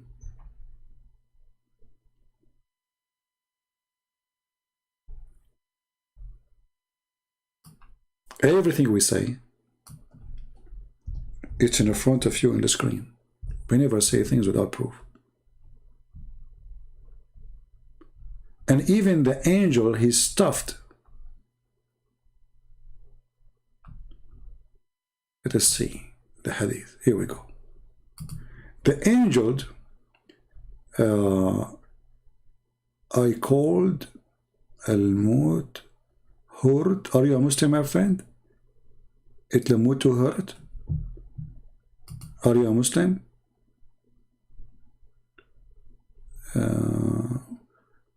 Well, I'm not using Skype now. Actually, my Skype is not on.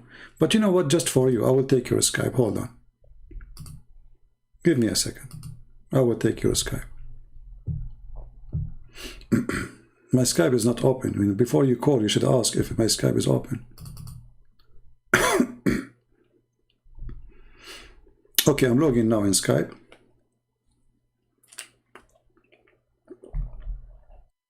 What is your name there, my friend? Give me your name so I will know which one, because too many people, they send me messages.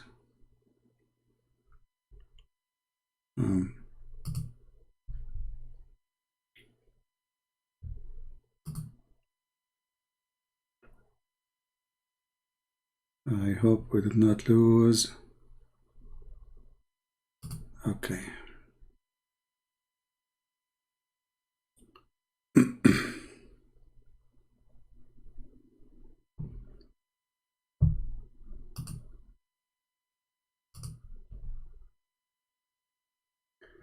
Well, nobody contact me, and nobody text me, and nobody call me.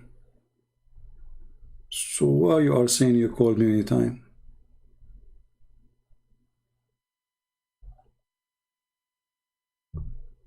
Is your name Muhammad Ahmed?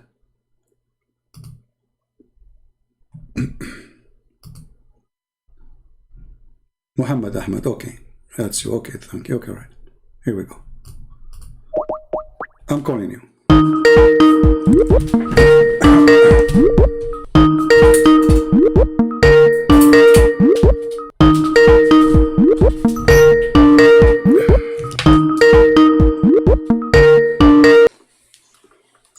Hello?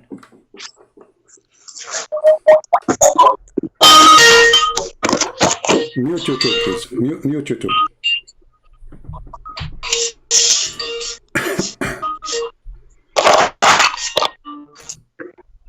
Hello? Mute YouTube.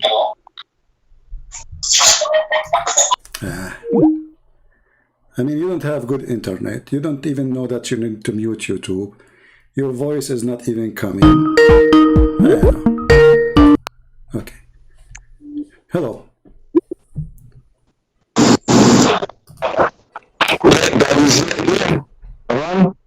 Hello. Yes, it's Daddy.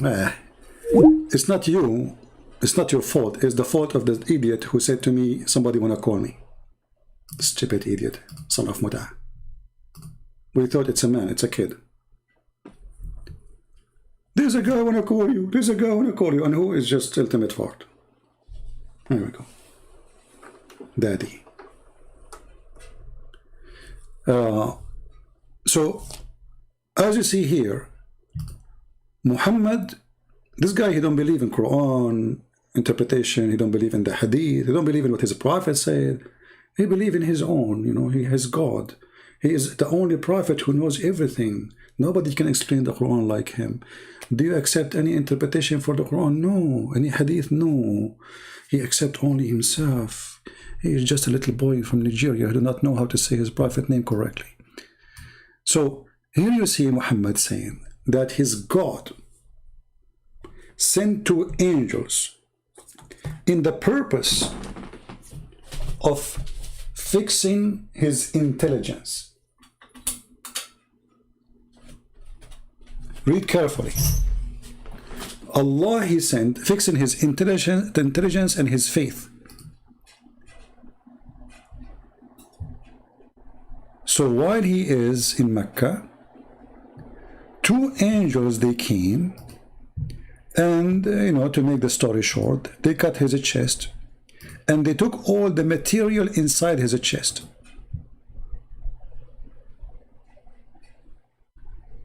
Read carefully. Jibreel cut open his body between his throat to his testicles, not his chest as they claim here. And then he took all the material off, brother, of his chest and abdomen, brother, and he washed it with Zamzam water. And then, brother, he did that with one hand till he cleansed the inside of his body, brother. And then, brother, a gold tray containing a gold ball full of belief and wisdom was brought. Have you ever heard of any stupid prophet? Can be stupid, stupid false prophet can be more stupid than this. A tray of gold brought, and this tray is full of belief and wisdom. And you are telling me that you can prove to me that Muhammad is not mentally ill. And remember, Muhammad is telling this story after the surgery, which means after they install the wisdom inside him. So if this is after the wisdom installation, Muhammad saying such a stupid story. So Muhammad before the surgery, how stupid he was. Same time, this is additional proof that Muhammad is confessing that he is so stupid, to the point his God could not make him a prophet without adjustment, without installing wisdom. Read carefully, it's not me who's saying that. So a dish of faith and wisdom brought, and this is brought in a tray. By the way, you can order some wisdom in Amazon. You know, myself, I did not go to school. I got my high school from eBay, and my prophethood as a prophet from eBayallah.com, and my wisdom from Jibreel, the dish salad, shish kebab hummus, that hum, yum. Very simple, you know. Muhammad, he got his wisdom in a dish. Even faith comes in dishes. Like if you know somebody is an atheist, and you try to convince him to be a Muslim, all what you need to ask Allah to send a dish like the dish he sent to Muhammad, the guy he eat it, he wake up a Muslim.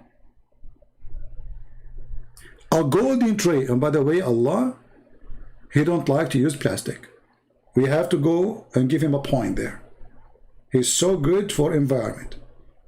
And Allah will not use aluminium or any. It have to be golden. Come on. Because this is golden wisdom and golden faith. So it have to be golden tray. So golden tray containing a golden bowl. Look, not only like a container inside a container, like you spend your day doing opening. Okay, unboxing. Muhammad is doing unboxing today. Muhammad, he opened YouTube and he start doing unboxing today. Hey, Prophet Muhammad, can you please, Muhammad, focus with the camera, please, because the camera, okay, can you turn it like, okay, now we see the box. What is inside the box, Prophet Muhammad? Okay, brother and sister, we are going to open the box for you today, and we will do unboxing for a tray and receive from Allah. Muhammad, he opened the first box. He found inside the box made from gold, and there's a tray. Inside the tray, there's a golden bowl. Inside the golden bowl, there's a golden faith.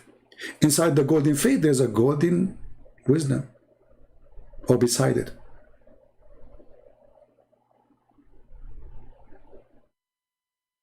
This is why those people, you know, they are so ashamed of their prophet's stupidity. They say we don't want to accept the hadith, because those hadith exposing the stupidity of this man. A man who is agreeing that his God needed to do a plastic surgery to fix his stupidity. Because when you say that the God of Islam, he sent a dish of wisdom to a man, his name is Muhammad, what does that mean? It means he has no wisdom. It means Allah did not create him right.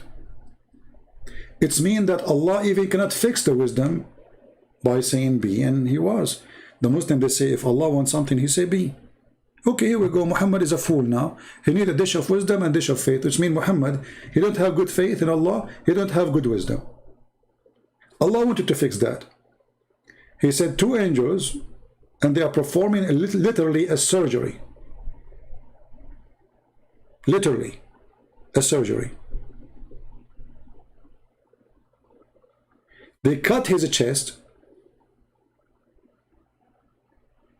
They took all the material as if it's a trunk.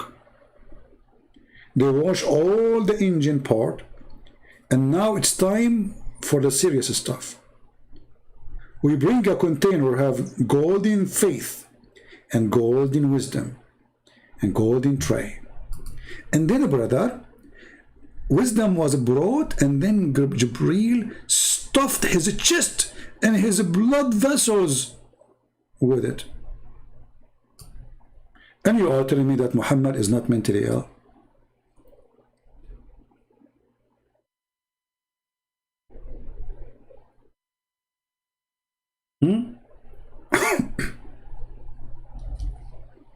If Muhammad himself saying to us, I have to make a video, another video, short video, not this one became so long, about this topic. But if Muhammad himself is saying, maybe I should make a series. The Muslim today, they were successful to divert us from our topic. But it's okay. Always helpful to teach the Christians anyway. So I will make a short video, and the funny is how you know, my story about short video is the same as Muhammad saying I don't want to go there. I was smart. Isn't this is a proof that Muhammad had a mental problem and Allah is doing surgery to fix his brain? Why Allah did not send an angel to fix the brain and the wisdom of Moses? Abraham, according to Islam, there's 124,000 messenger. The only messenger who needed a plastic surgery in his chest, in his breast. And by the way, in the Quran it says a breast. Oh, seriously, there's a verse in the Quran about it.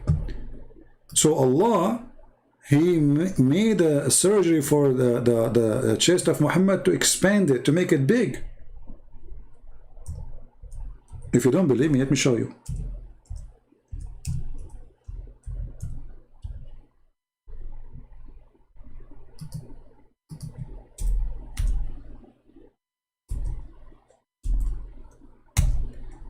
The stupid keyboard is not functioning. I have to hit hard. Chapter 94, there's a chapter about it. It's called Ash-Sharh, which means Allah, He, did surgery for the chest of Muhammad. Have we not caused the bosom, the light, the bosom? A Muslim, your prophet, have a bosom surgery?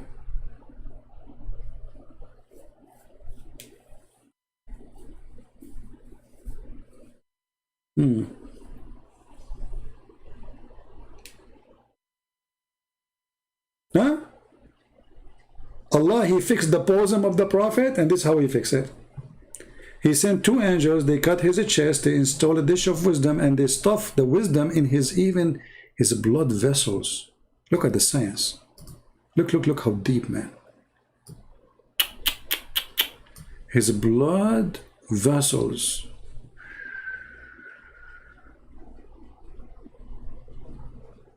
How special he is, Prophet Muhammad.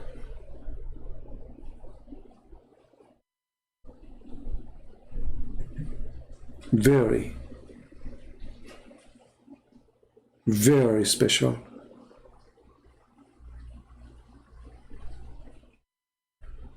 Well, my keyboard for some reason is not working. I don't know why.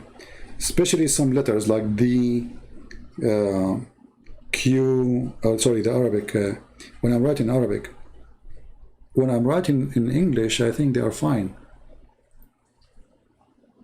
There's something wrong. Okay, I'm going to call Jibreel, and Jibreel is going to install a dish of wisdom in my keyboard.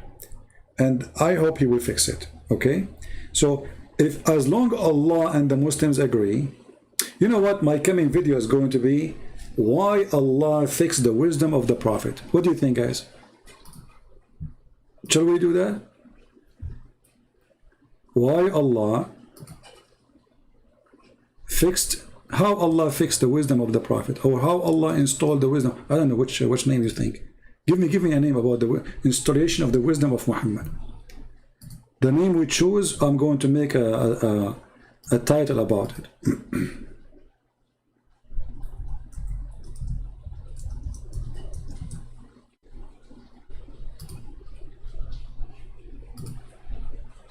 And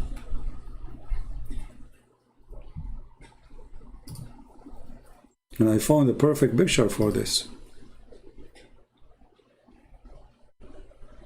Okay, here we go. Now we need the name. Oh boy, this picture is so good.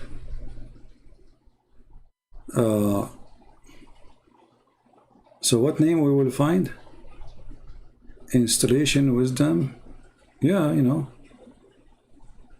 What? Give me the name so we can set the coming occasion.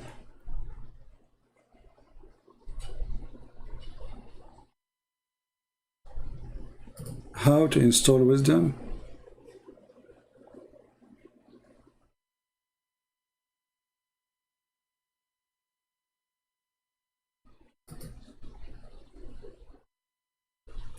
Surgery of Momo. Okay, let us use the word surgery.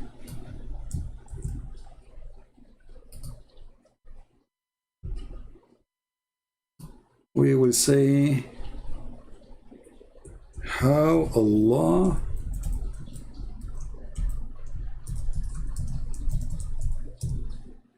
fixed Muhammad brain by surgery. And now we will put the picture for it, and now we will choose the day. Today is August 4th. We give you a chance to have a break from me a day or two. So let us say Friday the 6th. And Friday the 6th, we will do, okay, let's see.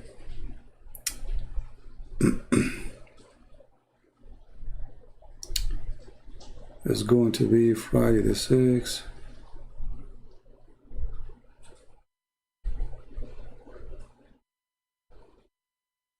Okay, 11:40 a.m. or 12.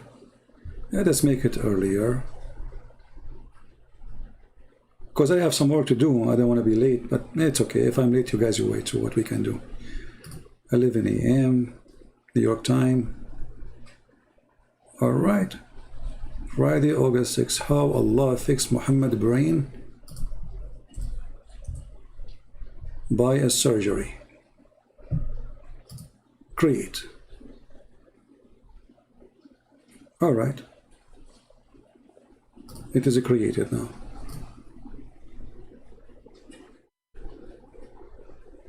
All right, so anyway guys, we will see you in the coming Friday. Hold on, how it's coming to be Friday? Hold on, we gave you 2 days, huh? Today is Wednesday. So Wednesday, Thursday. No, I don't like that.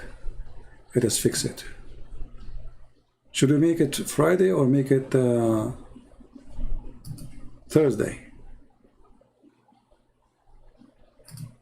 Hold on.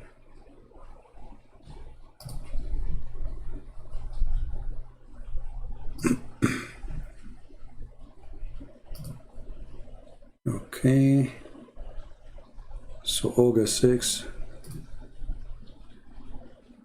August 7, August 5. Okay, we'll make it August 5. We fix it to August 5. All right, I hope you guys you like the picture there too. I put a picture. Anyway guys, I want to say thank you for being here. Time to go. Actually, I'm too late to the things I wanted to do, but it's okay. The coming Thursday, August 5th, we will be here, and how Allah fixed Muhammad brain. Now, I have some work to do really in the morning. If I am a little bit late, have patience with me. Don't go. Get your popcorn, and I'm going to teach you medicine and how to, because I used to be a doctor, by the way. And my previous life, they used to call me Dr. Prophet Muhammad, peace be upon him. And then what happened is exactly what happened to Zulqarnain. Somebody hit me in my head, and I got the first horn, brother. This is why they call him Zulqarnain. All right, true story. Additional proof that Muhammad is really mentally ill. So we will see you not tomorrow, the day after, until I see you again. May the Lord bless you all, and may the Lord open the heart and the eyes and make the Muslims use their brain so they can see how silly, how stupid this man is. Not only how disgusting he is, everything about him is wrong. His brain is wrong, his chest is wrong. And he confessed that. He even claimed that his God, he sent him surgeon to make a surgery for his stupidity. And remember something, if this story Muhammad is speaking about is after the surgery, then how stupid Muhammad was before the surgery. Because to say such a story, you have to be extremely stupid. And now, Muhammad, after the surgery, Muhammad is saying that story. So how stupid he was before it. This is after the repair. Muhammad, he come with such a naive, stupid thing. So Muhammad before versus Muhammad after, which one is more stupid? You tell me. Thank you. Don't forget to download the video, share it with your friends, and until we see you soon again, Christ is Lord, Muhammad is silly, stupid, false prophet, everything wrong about him, and we prove it every day. Take care. God bless.